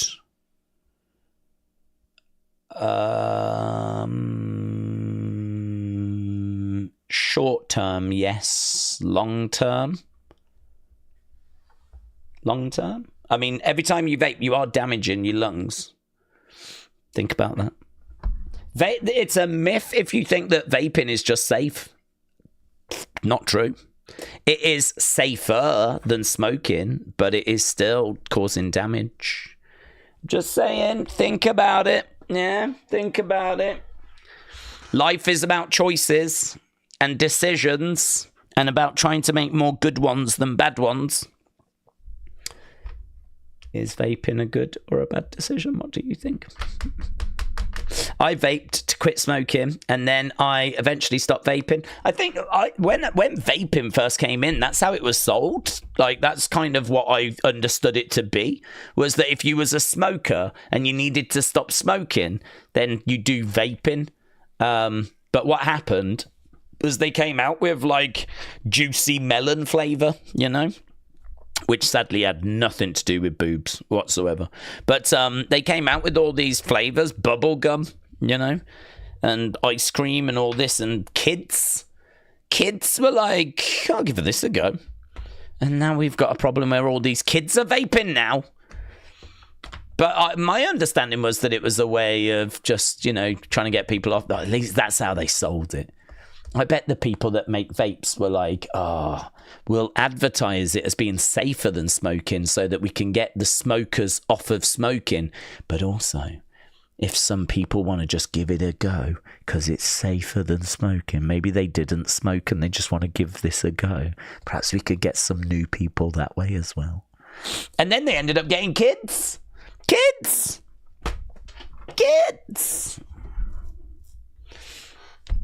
I don't really know why we're on this subject.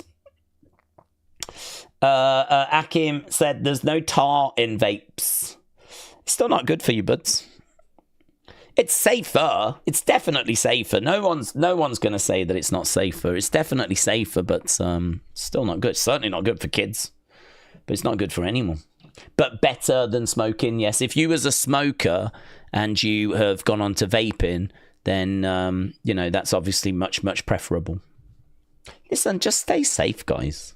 Just stay safe. Really, the reason why I'm saying this is because I want you guys to be okay. I care about you. Because if you die, I miss out on a view. Do you understand? I miss out on a view. That might be a view on a stream. It might be a view on Unseen. It might be, actually, if you think about it, you might join us more than once. And you might watch, more than one Unseen. So actually, I don't know, let's say, 100, 200 views. Yeah? Over, a period of, say, 12 months or whatever. That's a lot of views that I am going to miss out on. And all I'm saying is that I think it's very selfish if you're going to be, slowly working your way towards death, that actually it's me, ultimately, that misses out. That's all I'm saying. That's all I'm saying. I'm just saying, think about me, right? That is true, said Thomas. Well, I know, but people just don't think about it that way. People are too selfish, yeah? Big Time says, Daze, I think it's a shame that JC Jane's title reign is going to be sacrificed because WWE and TNA have to play it, even with Trick having the TNA title. Yeah, but what if Trick loses and JC wins?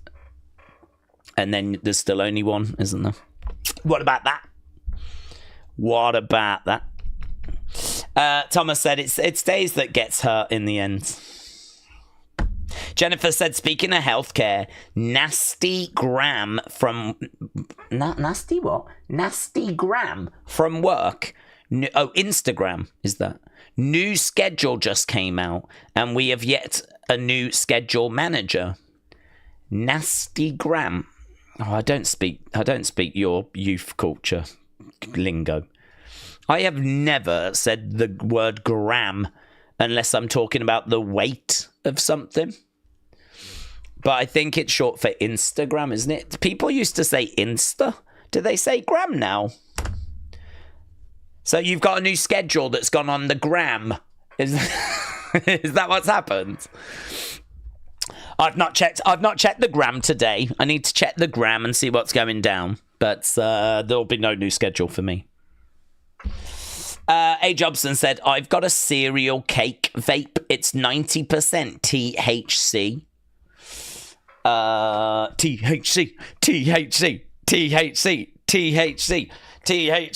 THC. I've heard they're changing that to THC1. Have you heard about that, A. Jobson? I've heard that they're changing it because they want to remarket it and it's going to be THC1 now. Johnny said, I've reduced to half a pack a day. I tried vaping, but I ended up taking puffs throughout the day more than I ever did from cigarettes. And I still smoked cigarettes on top just for that strong hit. Well, Johnny, stay safe because, Johnny, not only do you join us on streams and everything, but you do tag me in some interesting bits for Unseen. So if you go killing yourself because of smoking... I'm really crazed. I'm really buggered in a lot of scenarios, aren't I? So you stay safe.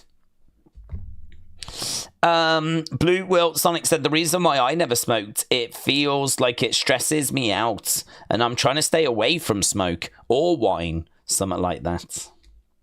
I've got a strawberry shortcake moon rock pre-roll that I'm going to burn for the main event, said David. Oh my God. A what? A strawberry shortcake moon rock. I don't even know what these words are. What's a moon rock pre-roll? I'm just so not in with the smokers jargon. Do you know what I mean? You've got all this jargon, haven't you? Like pre-roll and Rizzler. You've got all this kind of stuff where I don't understand. All this, the tobacco and all this like really cryptic language. I don't know what a moon pie is or whatever it is. Moon rock. Strawberry shortcake moon rock pre-roll. I'm a burn. for the main event, says David. David, you are coming across so gangster, mate. You are coming across so gangster. In my mind, you've got a bandana on. I honestly am very impressed. Right, anyway, we need to go. Thanks for joining us. Appreciate the support as always. And I will see you again next time. Thanks for watching.